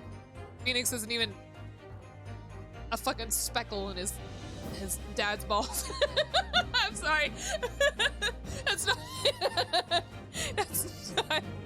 not how that saying goes, I don't think. I'm sorry. I call your mother to the stand. The young man who was stolen to the cemetery by chance that night. Objection! Anna reads a French novel. Oh my god. Of course there was a witness. The story didn't write itself, but obviously the man made it all up. Why would he make it up? And in any case, this was 10 years ago now. There'd surely be no hope of finding him. You're right, because he's fucking dead. Unless... Who wrote the story? Hold on. Do we even have a source on that? Was it just Aspen? He made the picture, at least. So he's definitely dead. Oh, excuse me. But the witness would have been Trevor, right? Who is alive? On the contrary, my lord, we all know this witness well. Okay. What? Are you suggesting, counsel, that you have identified the person in question? That you know who claims to have seen these utterly incredible events take place? Yes, we know! That's part of the rumor! I'm sorry. Yes, my lord. In fact, you could say that he's right here before my very eyes. Maybe he's not then. He has to be alive, right, for this to even hold anything. You will substantiate your latest claim now then, counsel. Who is the alleged witness of the staggering scene from the cemetery 10 years ago? It's fucking... Take that! Drebber. The man in question is Mr. Enoch Drebber. Drebber? The previous witness. A special exhibit in the House of Horrors at Madame Tussfell's Museum of Waxwork recreates that decade-old scene in great detail.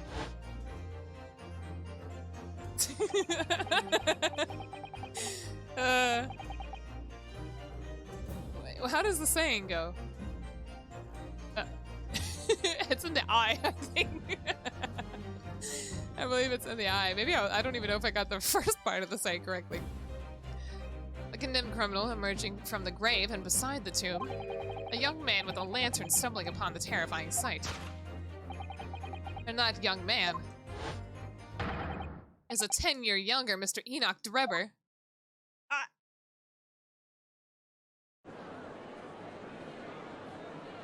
I'm still kind of confused by the series of events here. Order, order, order! Surely not, Council. Because he didn't actually climb out of the grave, we know that. Drebber was there in Lowgate Cemetery. Yeah, no, they said it before that, like, his hair turned white from the shock of the scene. Probably. I mean, he was probably already pretty old. In his 30s or something. What is all this talk about Mr. Drebber? And is the name significant? You know how it's like, you know, a lot of younger bugs are like getting gray hairs and stuff, and it has to do with stress. So I mean that could make sense. It could have been like, you know, seeing the scenario, you know, caused his hair to age, or his hair to whiten a lot more quickly.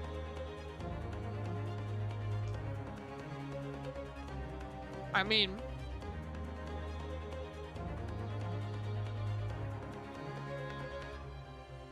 am I wrong, Burger King? Have you seen 30-year-olds nowadays?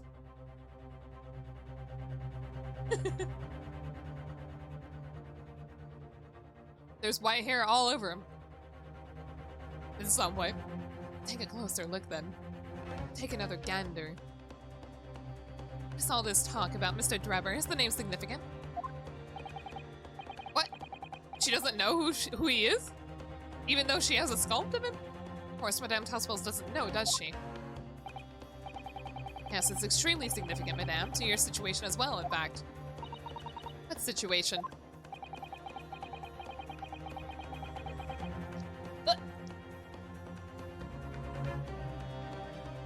I meant to take a drink of water and almost completely missed my mouth and spilled it on myself. I corrected myself before the water came out, however. Are y'all the kind of bugs who can get the straw in your mouth without looking, you know, in the first try?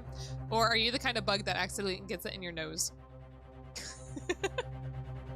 The theft of the Professor waxwork from your museum some days ago was perpetrated by the very same man. None! But that would mean... Yeah, your nostrils? I didn't start getting gray hair until 35. Then again, a friend of mine was salt and peppered even in high school. Oh my god, Garrick, what the fuck? Madame Tusswells. Salt and pepper. It would appear you know the name, Miss Enoch Drebber. Drebber, not Dregger. What? Oui, yes, I know it. But from long ago in the past. What? Oh my! Was he the gravedigger? Good gracious! Explain yourself. Tell us everything you know. Yes. Yes, of course. I'm perfectly aware of every object in 3D space around me at all times. Bastard, yo, what the fuck? A bastard is some kind of fucking god. Excuse me, I had a hiccup. The story of the young man and the terrible sight he witnessed in the cemetery 10 years ago was published in every single newspaper in London and throughout Great Britain. However, in all of the articles, the witness was simply described as a certain young man. No details were published about his identity. His name was never revealed. That is, apart from one newspaper.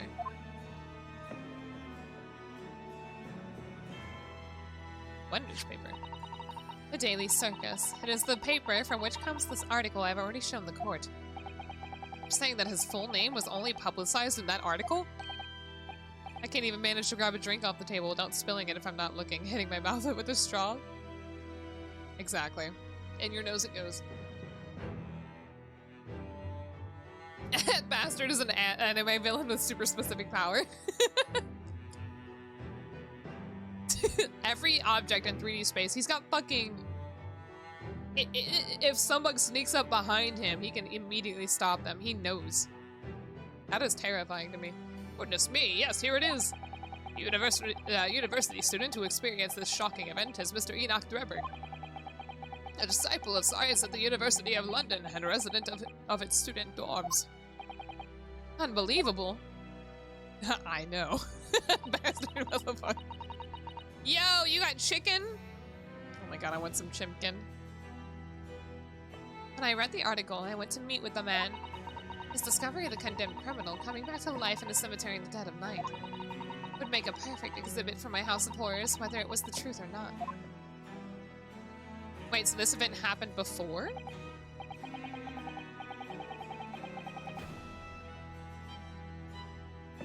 No, that's not. That wouldn't be true. That would have been the same night. This would have happened later at that point. I see. So you went to meet Mr. Drebber in order to sculpt the waxwork of the man, did you?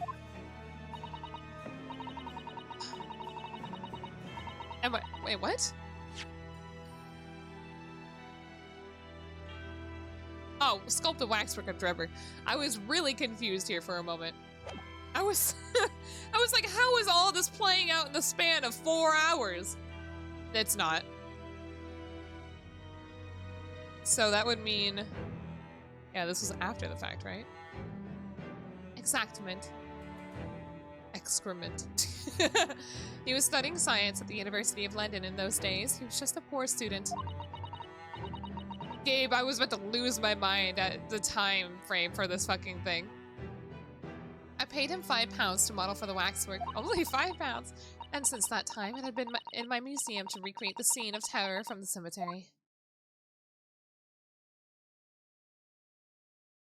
Interesting. What is this? Why is it doing? Hello? What is happening? Why is it like this? Okay, what was all that about? Filler? Y'all ever watch an anime and then you realize a character takes way too long to say something for absolutely no reason? And then you realize the only point for that was to, like, literally create filler time so that the episode progresses faster for less content. I fucking hate that. That's exactly what happened here. That was completely irrelevant. Literally nothing has changed. Their expressions are exactly the same. Nothing new has come up. Nothing extraordinary. That's also because of the Japanese language. How is that because of the Japanese language? You tell me the anime characters have to think?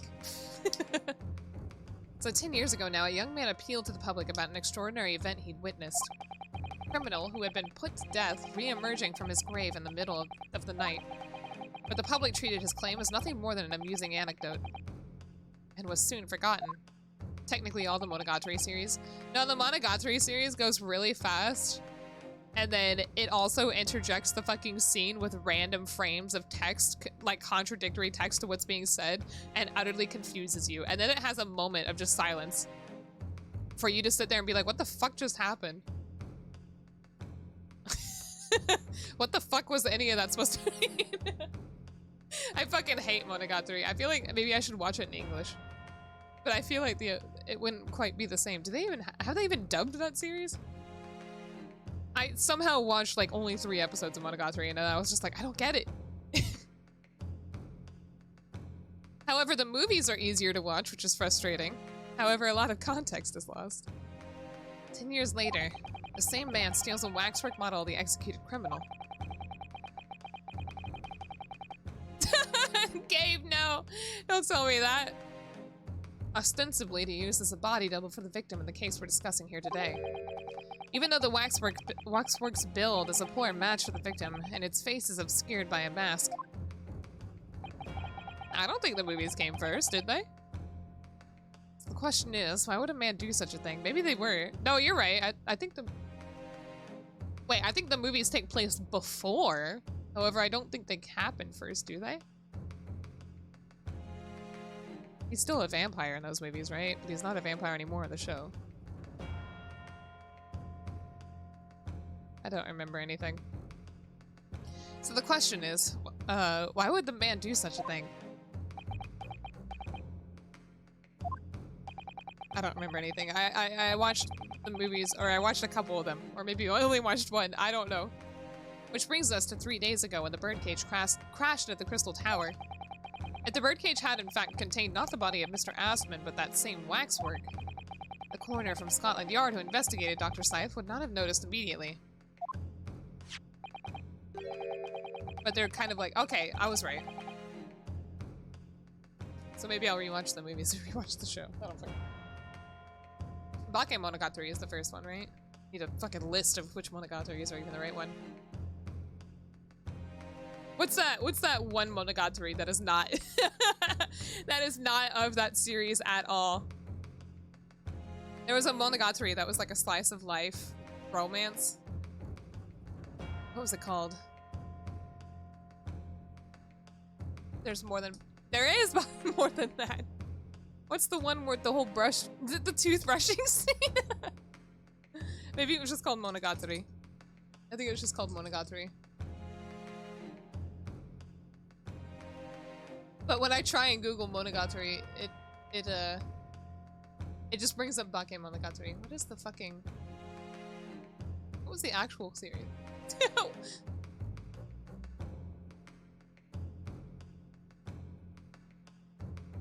What's it called?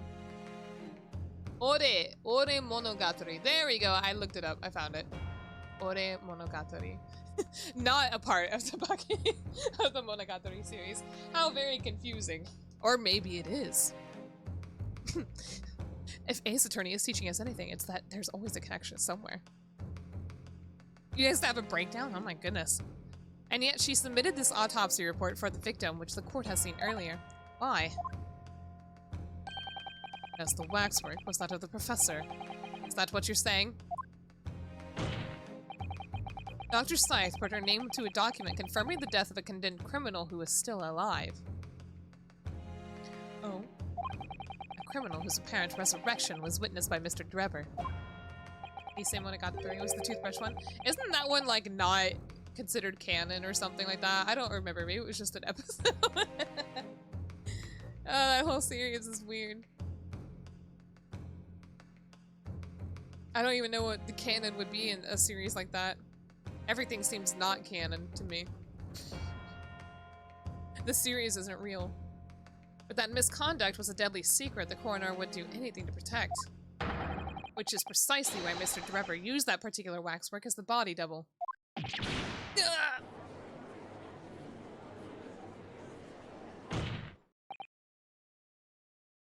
What are we saying here? Are we saying that the professor was actually Odie Aspen? No. That wouldn't make sense.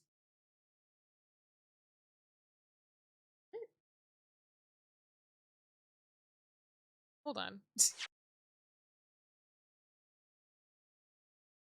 Reread this shit.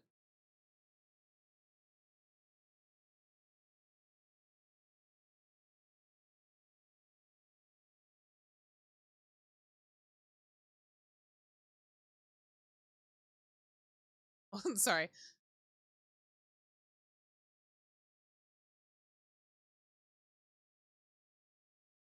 We were talking about fucking Monogatari, so I didn't quite retain any information of this conversation.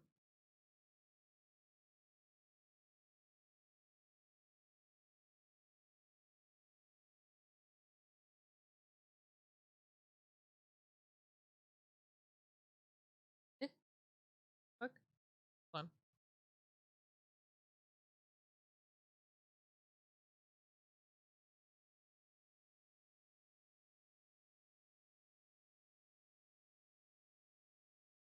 I ordered a package and it showed up already. Hold on.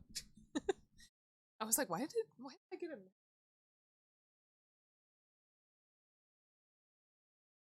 the only thing I can think about is that Dr. Scythe is in on this conspiracy.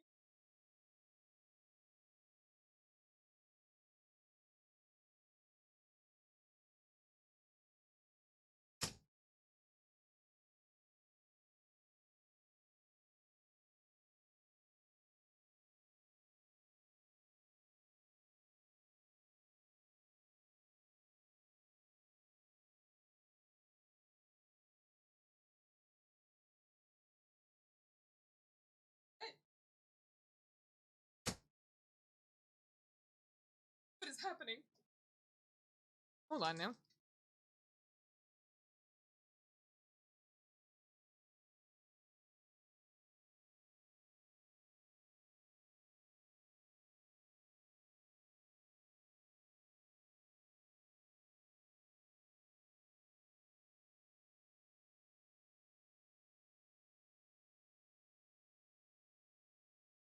I don't know why.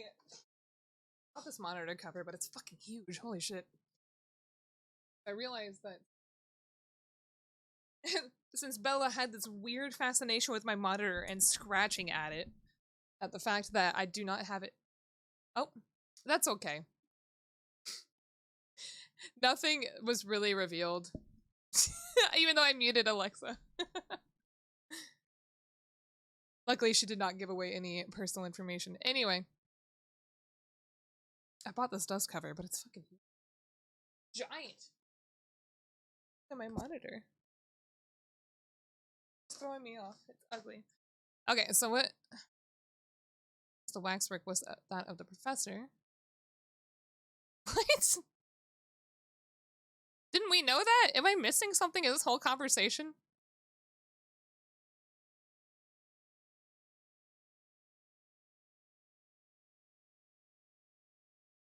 The waxwork was that of the professor. Yeah? Am I... Oh, I got... Oh.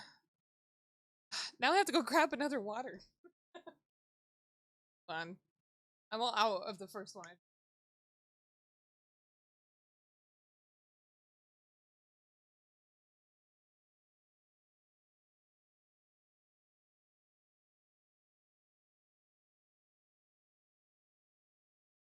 Okay. You saw text and no sound, that's okay. Because the waxwork was that of the professor, is that what you're saying? We already knew that, didn't we?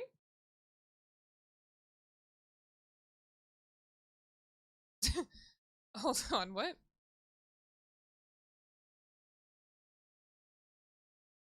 So I guess what we're saying... Wait, what? I'm so confused right now, y'all. My lord!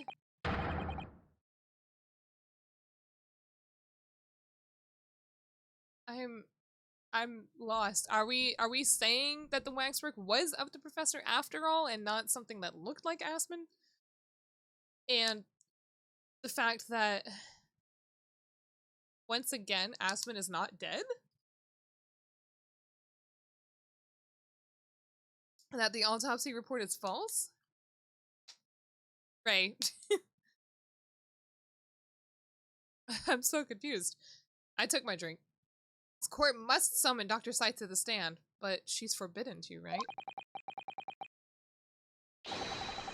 The defense is determined to find out exactly how the coroner and Mr. Drever are connected. Understand. Understand this.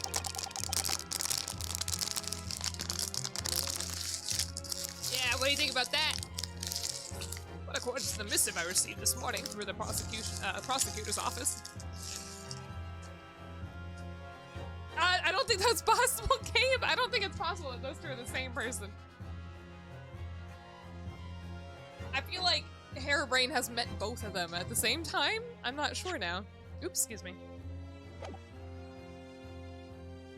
I don't think it's true either, just based on the fact that, man, you know, I don't know. We'll find out. Dr. Scythe is unable to participate in these proceedings. Is that not the case? I mean, I feel like then we have a lack of evidence. There's too much shit going on now that we cannot complete this case. She told us so herself, didn't she? There's too many conflicting information that we cannot quite find out the connection to proceed with the case, right? I don't know. Lord Van Zeeks won't be summoning me as a witness. Lord Strongheart has forbidden it. Lord Strongheart? The Pandora's box you were warned about is the professor's case. But please don't make the mistake of thinking you'll get any information about it out of me. I mean, Zeeks is the kind- I mean, he definitely will. I was gonna say, Zeeks is the kind of guy who wants to get the truth, but no, that's not quite right. He wants to find out everything about the professor since, you know, his brother's death was involved with it. Something happened on the night of that killer's execution 10 years ago. And surely nobody would want to get to the bottom of that, more than Lord Van Zeeks. Prosecution calls for the instructions in that, missive to be scrapped. Oh, shit. But Lord Van Zeeks, the missive was issued from the Lord Chief Justice's office. Objection! As assigned prosecutor has the final say in policy in any particular trial. In other words, me. Oh, shit! Yes! Bam! Let Enoch Drebber and Dr. Scythe both take the stand together. Oh, boy. Order, order, order. Very well, I will uphold your request. Bailiff, send a subpoena with immediate effect addressed to Dr. Scythe of the Forensic Investigation Team. The woman is compelled to attend on Her Majesty's orders. Alright then. Enoch Drebber and Dr. Scythe. If they weren't colluding with one another, this crime would never have been committed. Just a stone's throw away. I can feel it. Not gonna lie, that was a bit sexy. Lord Van Zeeks. Oh, Van Zeeks, that was hot. How was that sexy? What are you talking about? Are you talking about his hand twirling when he fucking slammed his fist on the table? Or are you just saying, like, him calling for Dr. Scythe to be put in the witness stand as sexy? The truth behind all of this is about to come out. The truth will come out. Oh god. Thank you for your attendance on such short notice, Dr. Scythe. I'm disappointed in you, Lord Van Zeeks. You've completely betrayed the agreed policy of both Scotland Yard and the prosecutor's office. Betrayal is not in my nature, as long as the truth isn't compromised. If it is, if there's even a hint of wrongdoing, then no matter whom it concerns or disgruntles, I will pursue the matter to the bitter end, as would any prosecutor worth his salt. He's racist, so it's an instant turn. You know, that doesn't stop a lot of bugs. Mr. Drebber, you took the victim's life by means of a machine that you constructed in your workshop. He's not even saying anything. And Dr. Scythe, as the investigating coroner, you were the first on the scene to examine the victim's body. Is this the belief of the It is the belief of the defense. It is the belief of the defense. Jesus. I can't speak. That you collaborated with each other and are both complicit in this crime. And where's your evidence? At present, we have no definitive evidence, but we do have a very significant clue. What are you talking about? Bam. I'm talking, of course, about the waxwork. This model of the killer known as the Professor, who was sentenced to death 10 years ago. Don't need to tell me. I witnessed the man's execution with my own eyes and officially pronounced him dead. What a powerful woman. She could announce me as dead at any time. That makes sense. That remains to be seen. Is that so? According to newspaper reports from the time, on the night following his execution, the killer came back to life. Don't waste my time. And the sole witness to that mysterious event was you, Mr. Drebber, wasn't it? He's not speaking. If what you saw in the graveyard that night 10 years ago wasn't some chilling fiction but reality, it would make you privy to a very secret of Dr. Scythe's. A secret so profound it could compel the coroner to agree to collaborate in your evil scheme, in fact. Oh? Mr. Drebber, tell the court. Tell everyone the truth of what you saw that night in Lowgate Cemetery. Is he gonna say anything? So he was the student who saw it. You can see the resemblance, actually, can't you? With the man in Madame Tussauds, I mean. Surely he's not going to claim that's really what he saw, especially not after those years. He was a research student at the University of London, wasn't he? A bit too clever for his own good, if you ask me. What's going on? What is with the plus and minus shit all over his design? I just noticed it. Every one of the buckles is a plus and minus. What an interesting twist. And at the time, not one person would take me seriously. Yet now here we are, 10 years later, and suddenly my story matters, and in a court of law, too. Magnetism? Maybe it's just because he's a robot. I don't fucking know. Very well, then. If everyone so wishes. Let's be frank. I'll tell you the truth of what happened that night, for what it's worth. Oh.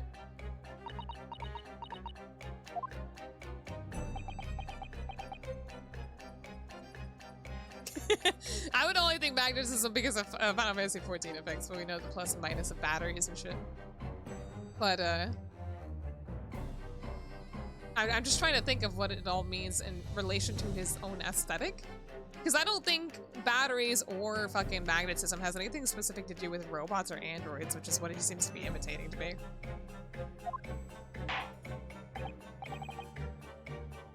Arcane dude, he reminds me of Victor? I guess. Batteries work on robots. Okay. So, Mr. Drebber, your testimony, please, about the evidence of that night 10 years ago. You will tell the court exactly what you stumbled across in Lowgate Cemetery. Yes, of course, as you wish. I'm so confused as this hint text.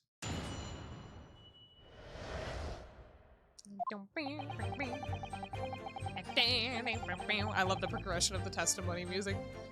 Reason I was in Lowgate Cemetery at all 10 years ago was for a spot of moonlighting, shall we say. Yes, the illustration in that newspaper article was based on what I had witnessed that night. But thinking back now, I realized that I never actually saw the professor. Soon afterwards, I was visited by a young woman who sculpted a model of me from wax. Then I gave up on my dream of becoming a scientist, and it was all because of that newspaper article. Oh. I think it's just gears and shit that make clocks move. But if we're talking about clocks now, does that mean that there's a connection between Strongheart and fucking Drebber? This is too much. This is so much. Wait a minute, you're claiming you didn't actually see the professor now? What if the professor wasn't the professor at all? Of course, you'd have to have a screw loose if you believed a corpse could come back from the dead. But, so you're saying this article is not worth the paper it's printed on? I think that would describe it perfectly. Yes. His mouth. Maybe you're looking too deep into it. I don't know. There's always some weird connections in aesthetic when it comes to characters in these games. Ugh. If the details in the article aren't true, it nullifies your argument for why Mr. Drebber and Dr. Scythe would have been working together. So he's discrediting himself to cripple my argument. Tell me, witness. You claim to have been in the cemetery on some auxiliary business. Can you elaborate? So he says it wasn't Drebber in that case, or not Drebber, he is Drebber. It wasn't the professor in that case, who would it have been? That's right, grave robbing to be precise. As you know, Lowgate Cemetery is at the rear of Barclay Prison. So among students at the university, it had reputation for being haunted by the ghosts of condemned convicts. Grave robbing, you say? Yes, exhuming fresh corpses to sell is reasonably lucrative. Of course, I never laid a finger on any valuables during buried with the dead. Just the dead, huh? So you're one of the so-called resurrectionists, a particularly unpleasant scourge on society. Actually, my fellows and I went by another name. The repurposers. That is quite beyond the pale. You would invite a divine retribution, sir. Yes, well, I think I suffered retribution enough. The Daily Circus eventually unearthed my name and put it in print. It caused me a great many headaches. In the end, I had to leave the university. That was the only paper with a bad grace to identify me unambiguously, I might add. I see. Out of interest. Who drew the illustration for this article? Can you not fucking read? I could tell you that. Oh, I know! Ah, yes, that was the reporter who exposed me. He sketched that right in front of me as I described the scene. I could have told you that! Obviously, as time ticked on, I bitterly regretted what I had done. Oh, so it doesn't say the name. Okay. Claiming to have seen something I never truly saw. Foolish. Very foolish. Bam. Well, counsel for the defense. You may proceed to the cross-examination now. At once, my lord. I'm just gonna skip right to that part and see if he says anything. Well, I don't know if I can. Susato.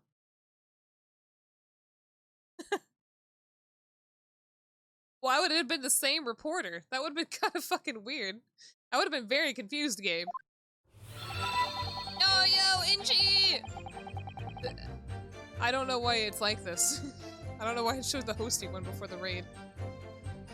In fact, I think it just showed the hosting one. Oh, here he goes again. Enjoy, Snake. What game is this? Bam bam bam bam bam bam bam bam bam bam. Sherlock isn't smart. He's Sherlock, huh? Power bullshit. Yeah. Technically. How kind of fitting. Is that what this game is? I don't know what this game is. Anyway, thank you so much for the raid, Angie.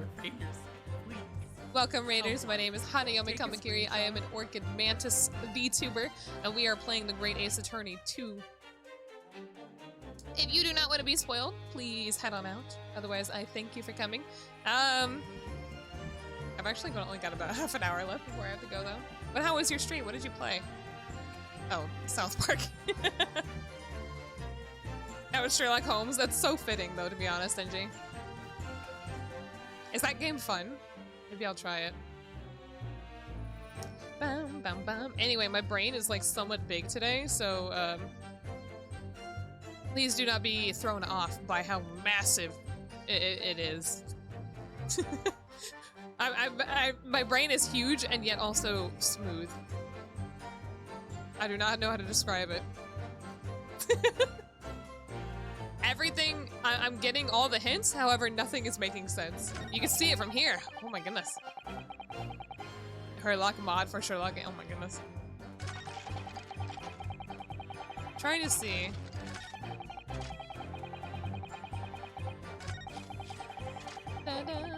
Okay, I'm just gonna go back and I'm gonna start. Okay. Hold it! Hey, no, it's into the giant pulsing brain behind the curtain. Oh my goodness. By moonlighting, you mean grave robbing, do you? Surely you only need to look at the graveyard scene and my appearance to gauge the answer to that. Lantern and spade. Oh, I didn't even think about that. But who on earth would want to buy a dead body? A major hospital. A hospital? In order to better understand the human body, the study of anatomy is crucial in the medical science. But there isn't a hospital in the world that has enough specimens to work with. Though obviously they can't openly express an interest in obtaining more by dubious means. Yo, Soren, thank you for the follow! Welcome to the Hana Horde. I don't know what that name Soren means, but your name reminds me of someone I was fighting in PvP the other day, I'm sure. Maybe I wasn't fighting them, maybe they were on my team, I don't know. NG raid, alright. Well, welcome. My aspiring scientists, we young research students, had no money to work with, sure you can imagine. Final Fantasy 14 PvP? Yeah. That might have been you? Yo, if that's true. I mean, I have no recollection of anything, but I remember seeing the name of Soren. I do not remember what the last name was. Chaos? Okay, no, it wasn't us. It wasn't Chaos. Maybe just a similar name. Is the name from something? Ah, that would have been so fun. That would have been hilarious. So we made, what the fuck is that word? Surreptitious? Surreptitious, maybe. We made surreptitious arrangements with the hospital via some of our medical student acquaintances. Yeah, we're from Aether. We would never have taken anything of value from the graves. That was all for the furtherance of science, you see. That is what we all told ourselves every time we stole into the graveyard at night, spade in hand. We realized body snatching is a serious crime. If you were caught, you could expect the gravest of consequences. Haha, grave. We students were caught between the hammer and the anvil. We needed funds for research. all the cool 14 VTubers are on NA. I mean, that's a good thing I didn't actually put money down last night. Wait, money down for what? How's it going, Chaos, by the way? Chaos, I need to know if... Never mind, I'm not gonna ask this question. I think I already decided to just go ahead and purchase, like, singles of every card in this Albus deck. I bet you'd be playing 14. I actually didn't play 14 much yesterday. I kept fucking losing in PvP, so... kind of stopped playing quickly.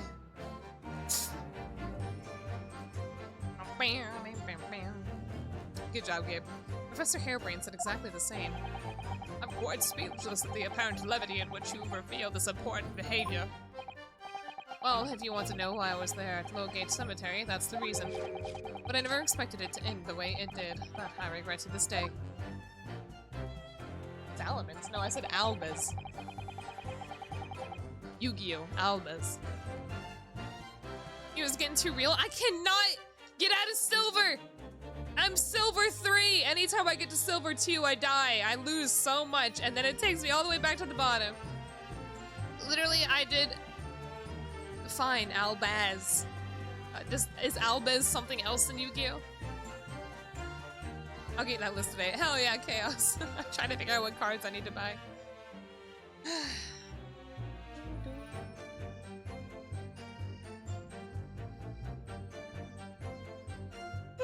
Anyway.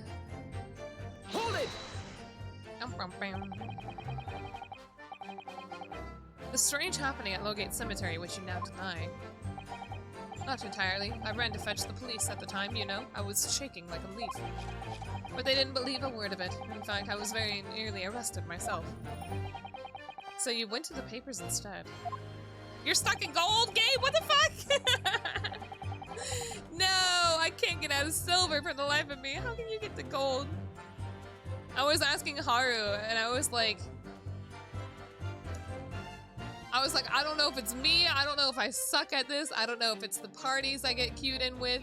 I don't know if anytime I win, I'm just getting carried. I don't know what the issue is. And then he's like, maybe you're just bad. You're just bad. That's it. What class do you play? I have tried Dragoon. I've tried Samurai. And I get mixed results every time. Sometimes I get 2 kills. Sometimes I get fucking 8. I don't know. No, having 1 healer in my team doesn't change anything.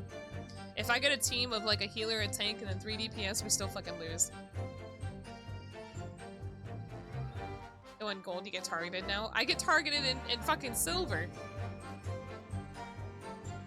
I mean, maybe my strategy is off, so I'll just have to look into it, to be honest, about when I try and get better. Teammate roulette, exactly. I started big with the London News, but unsurprisingly, they didn't want to know either.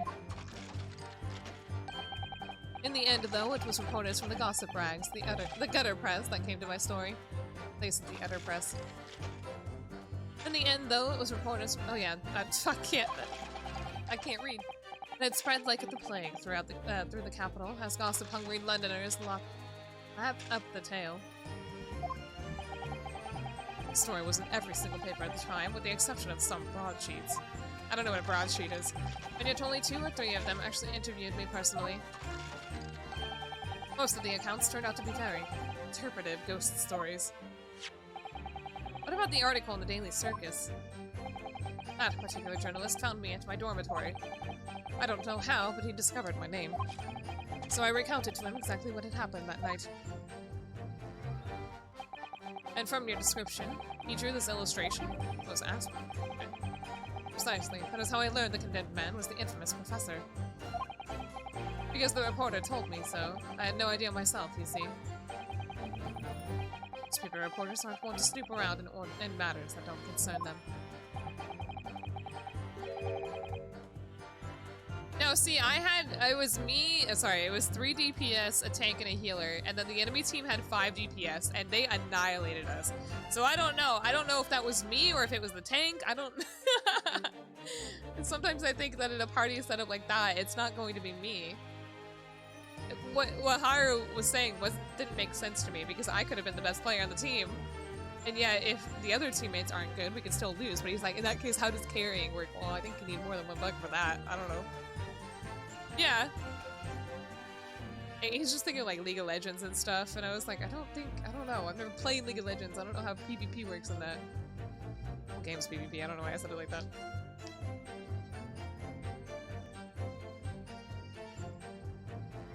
Like, if the tank doesn't quite know how to use his skills, but I do, it's not gonna change anything when you know, the enemy team just starts wailing me in the face. Yeah.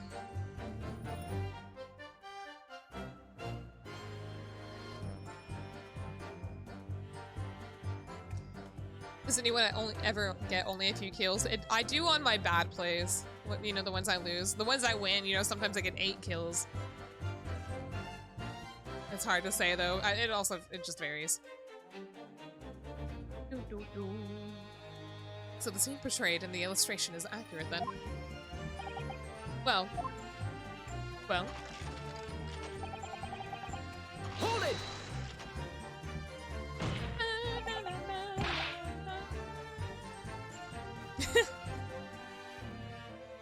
I feel like assists are fine. It depends on your class. Like, a white mage probably won't get many kills.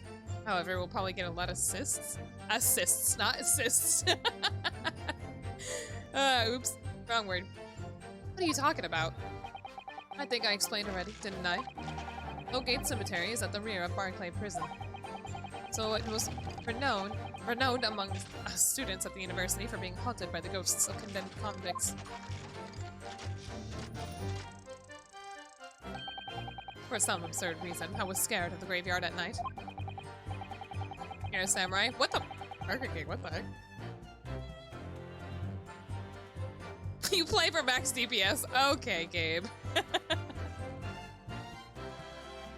Usually I don't think I ever get max DPS. As a result, only too willing to believe that nonsense about the dead coming back to life. But you said you actually saw it. I said what I'd seen in my mind's eye. After all, resurrection is impossible, isn't it? You'd have to be unhinged to think otherwise.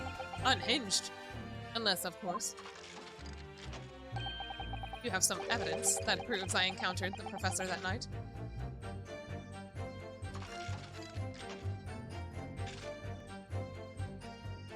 I don't think I have anything yet. Evidence that proves the encounter.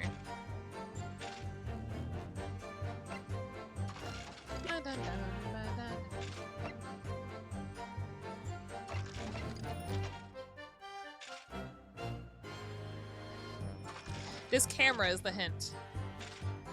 However, this is the same camera that was around the waxwork. However, we do not have any film. All we have is blood on it. So at the moment, we don't have any proof. Not yet. Don't know. Is there any material evidence that I could show he really did see the professor? If we have anything at all in this Naruto, no, I need to present it against that irritating backtracking statement of his. Point is, that night was a pivotal moment in my life. It didn't even allow me to present evidence. That was so strange. Hold it! Gabe, what? That young woman being Madame Hespels, of course. Precisely. I must say, I didn't expect to run into her again like this 10 years later. As I have explained, I went by the name published in the article, and comme monsieur, I found the man. Oh, yeah. Yes, the article in the Daily Circus, I think you said. I was a poor student with barely a penny to my name at the time. And the young lady put £5 in front of me. So you readily consented to having a waxwork of yourself made and given permission for it to be put on display. I did. I should sell what little I had to sell, I concluded. Ah, Louis, I remember now. I purchased something else from you that day. Oh? Is it the film? Is that exactly what I need? Did she purchase it? God damn it, Burger King.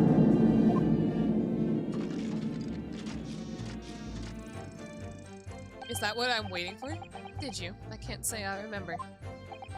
What was it, madame? His camera? Oh, the camera, not the film. God damn it. Okay, that makes sense though, the camera. Ah. Oh, yes, I made a point of taking it with me whenever I made an excursion into any cemetery. Took a camera with you, sir? To what end?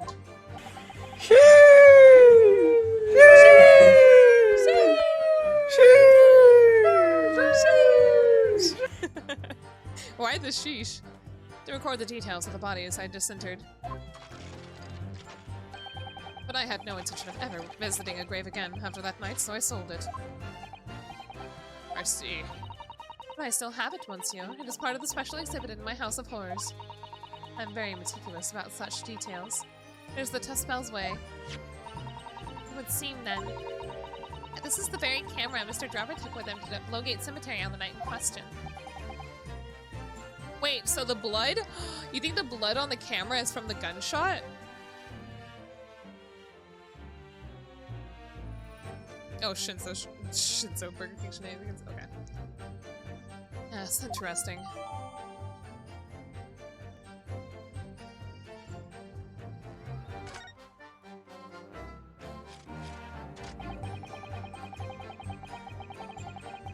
Hold it! Why the sake? God damn it. This article, you mean, published in the Daily Circus? Yes, somebody informed the dean that it was my name that appeared in the article. And carelessly let it slip that night after night. I was digging up graves, hardly a model student, you might say. The university's reputation was execrably defiled, and I was expelled as a result. Fondue, I had no idea. And having been run out of university, you found employment in a somewhat specialist trade.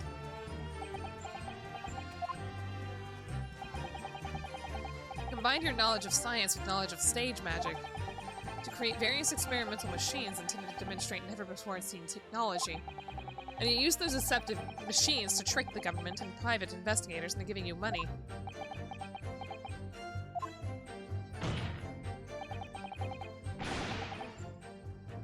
Oh, what happened?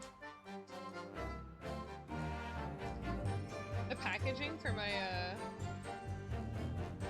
my monitor cover, it was not even like in an Amazon package, it was just in its normal packaging with a label slapped on it. It was fucking weird. Anyway. Professor Albert Harebrain was just your latest victim, wasn't he? Whatever are you talking about? You're full? Would you eat, Gab? I have no recollection of doing anything of the sort. What am I supposed to do with this information? What's Drebber up to? Why did he suddenly change his tune and recant his claim?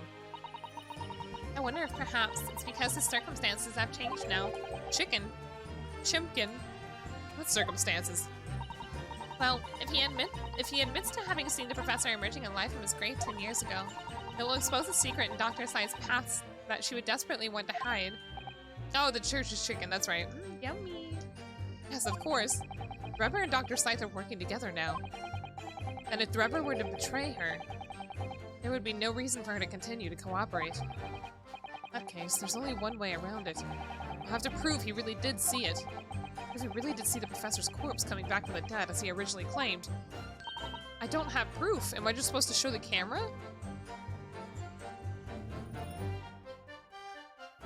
Yes, Mr. Naruhodo, exactly. I mean, all...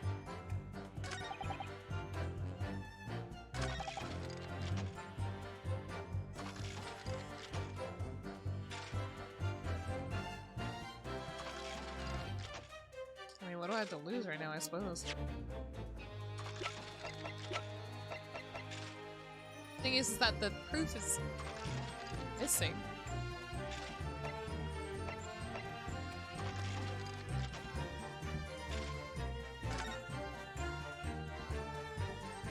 You want me to save? Oh, okay, okay. If I fail this one, they just straight up, like, shoot me. I'm in danger! Shinzo. I mean, I could just try this, because the blood splatter on it could show that it was fucking, like, you know... No? Okay, I didn't think so. Ah!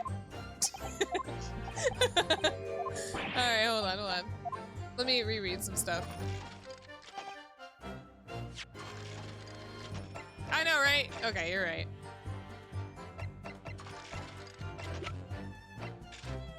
I'm so tired right now. The brain cells, they're being zapped back out of my head. I realized that I never actually saw the professor at all. Let me look at this again.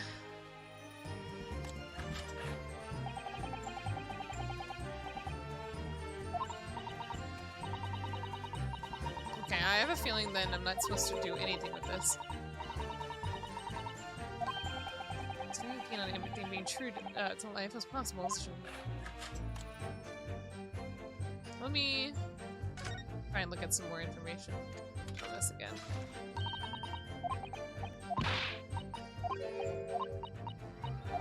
Let's see if they say anything again about the blood.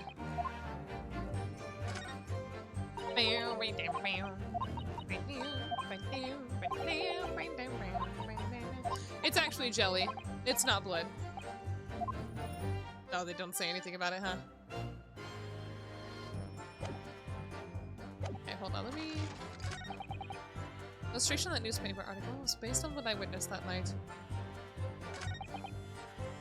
It's waxwork blood, is it? They filled it with juice. You know, like those wax candies that look like bottles but have juice on the inside?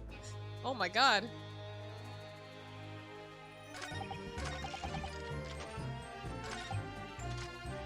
Soon afterwards, I was visited by a young woman who sculpted a model of me from wax.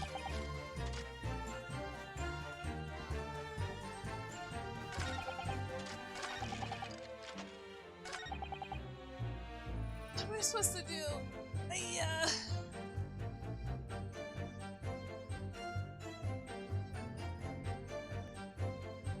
What am I supposed to present here?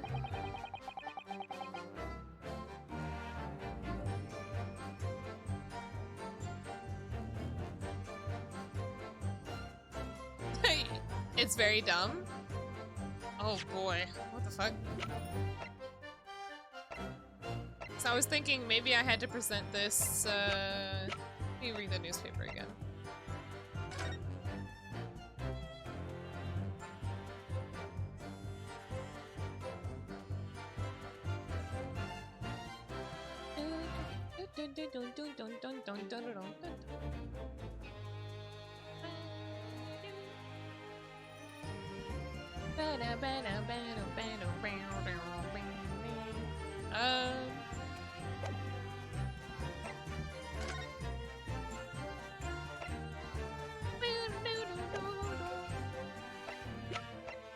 The mask. What about it? Don't have anything for this.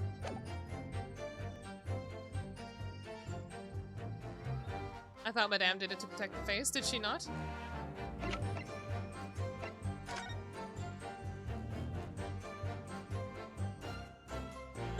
I mean, she did do it though.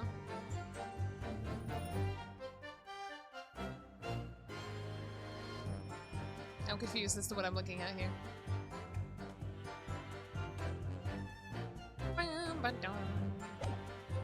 Alright, Gabe. Give me a hint. I don't know what I'm looking for here. I'm running out of time. Spot of moonlighting. That's fine. I don't think there's anything to contest with that. Am I just supposed to present the newspaper? It was that? Wait, it was what?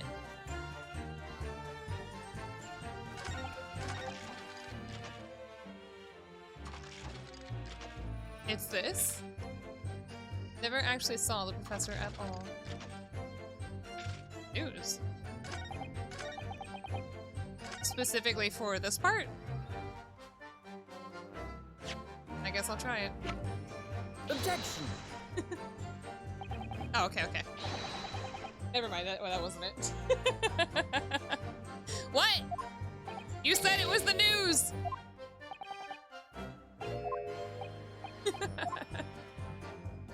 Are you saying it was the news for the professor part? Which was the one you pressed that he said he wanted evidence? Which was the one that he said he wanted evidence for? Gabe, I don't remember anything. Hold it! I don't remember anything. There's nothing, it didn't actually give an option to present anything. What's the name of the professor you never saw? We don't know the name.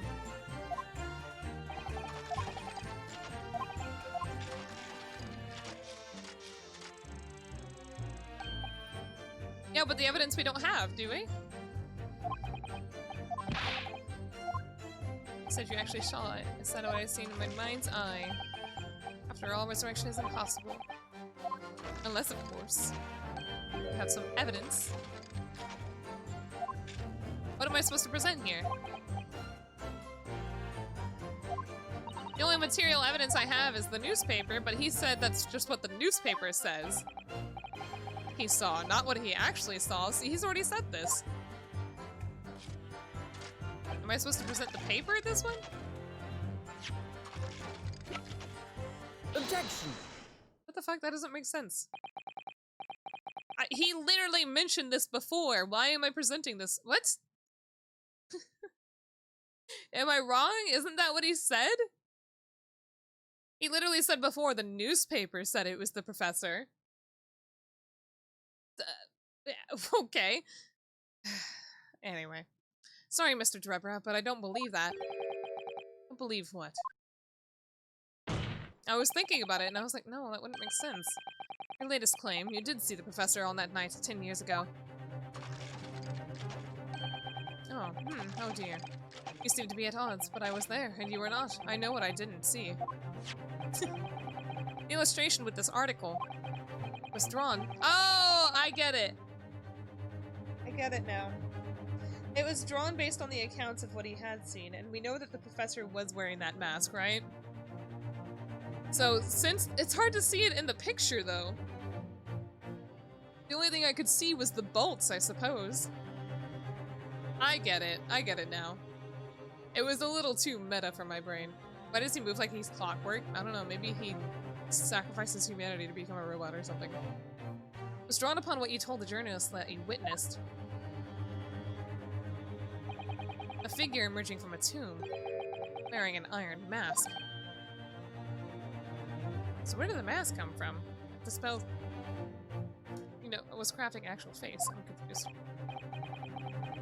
Yes, when the killer was tried 10 years ago. That's his character trait. It was decided in the closed court's ruling that the man would wear a mask to hide his identity. It was to be removed. It wasn't to be removed, even in his execution or subsequent burial.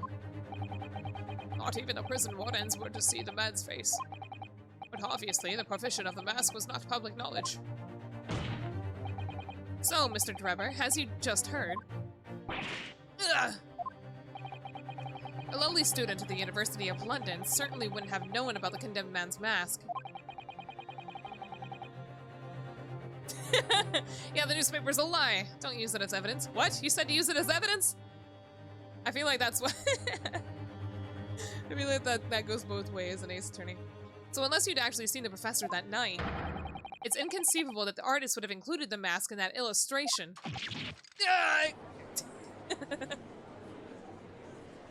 No, I gotta end soon. I don't wanna. Order, order. Well, Mr. Drebber.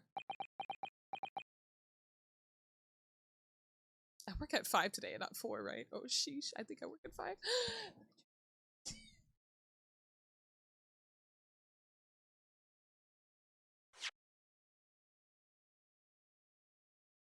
Okay.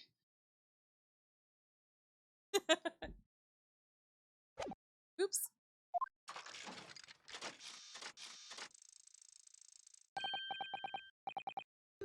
Bella looks so cute, y'all. It's a vile scene, isn't it, if you look closely? And as I've already been at pains to point out, I was utterly petrified. Which is why I had it in my hand that I'd seen such a blood-curdling sight. Had it in my head, that is. But afterwards, I came to my senses and realized that I'd been mistaken. You're still saying you didn't see it? No, no worries, no worries. I mean, I could still save. You're stubbornly sticking to that story, witness. and amend your testimony to explain exactly how you think your eyes deceived you. Of course, of course. Only too happy to oblige. I can't believe he's still not going to concede the point. Alright, with the corrected testimony, I think this is a good place to stop. I can't believe I lost two. Two already. I'm just gonna go ahead and save. That is my fate to deal with next week. Alright. This guy looks so sinister. He's definitely a baddie. But how much of a baddie, we do not know yet. Alright, I am going to go ahead and call it there for today, as I have to get ready for work. Let us go see who we can raid, however. Arime? Giga? Let's go raid Giga. Should I raid Giga? I should raid someone new, I think. I always raid Giga. Let's go raid Oni. Onirin. Shall we? Who did that? I don't know what that means. Icy Curb, thank you for the follow. Welcome to the Hana Horde. Have a good day at work. Oh boy, I'll find out if I do. Let's go raid Oni then. Onirin. She is playing, Forgive Me Father? Whatever that is. I've never heard of it. Anyway, tomorrow I will be live again at 1 PM CST, and what's tomorrow, Friday? I think we're going to be playing some Master Duel. I don't know what I'm going to be doing in Master Duel. It was a good stream, thanks. Oh, you've been... Have you been hanging out? Anyway, thank you. More Master Duel at 1 PM CST. I do not know what I'm doing. I have not been doing the synchro event. I don't even know if it's going on. I'll find out. Probably just going to be playing some bugs and stuff in chat. We'll see. You just got back? Oh no, Breadman. That's too bad. Okay, let's go say hi to Oni, and I will see you all later. Bye-bye, everybody. Thank you for coming. The synchro event's over? Well, oops. Alright, bye-bye.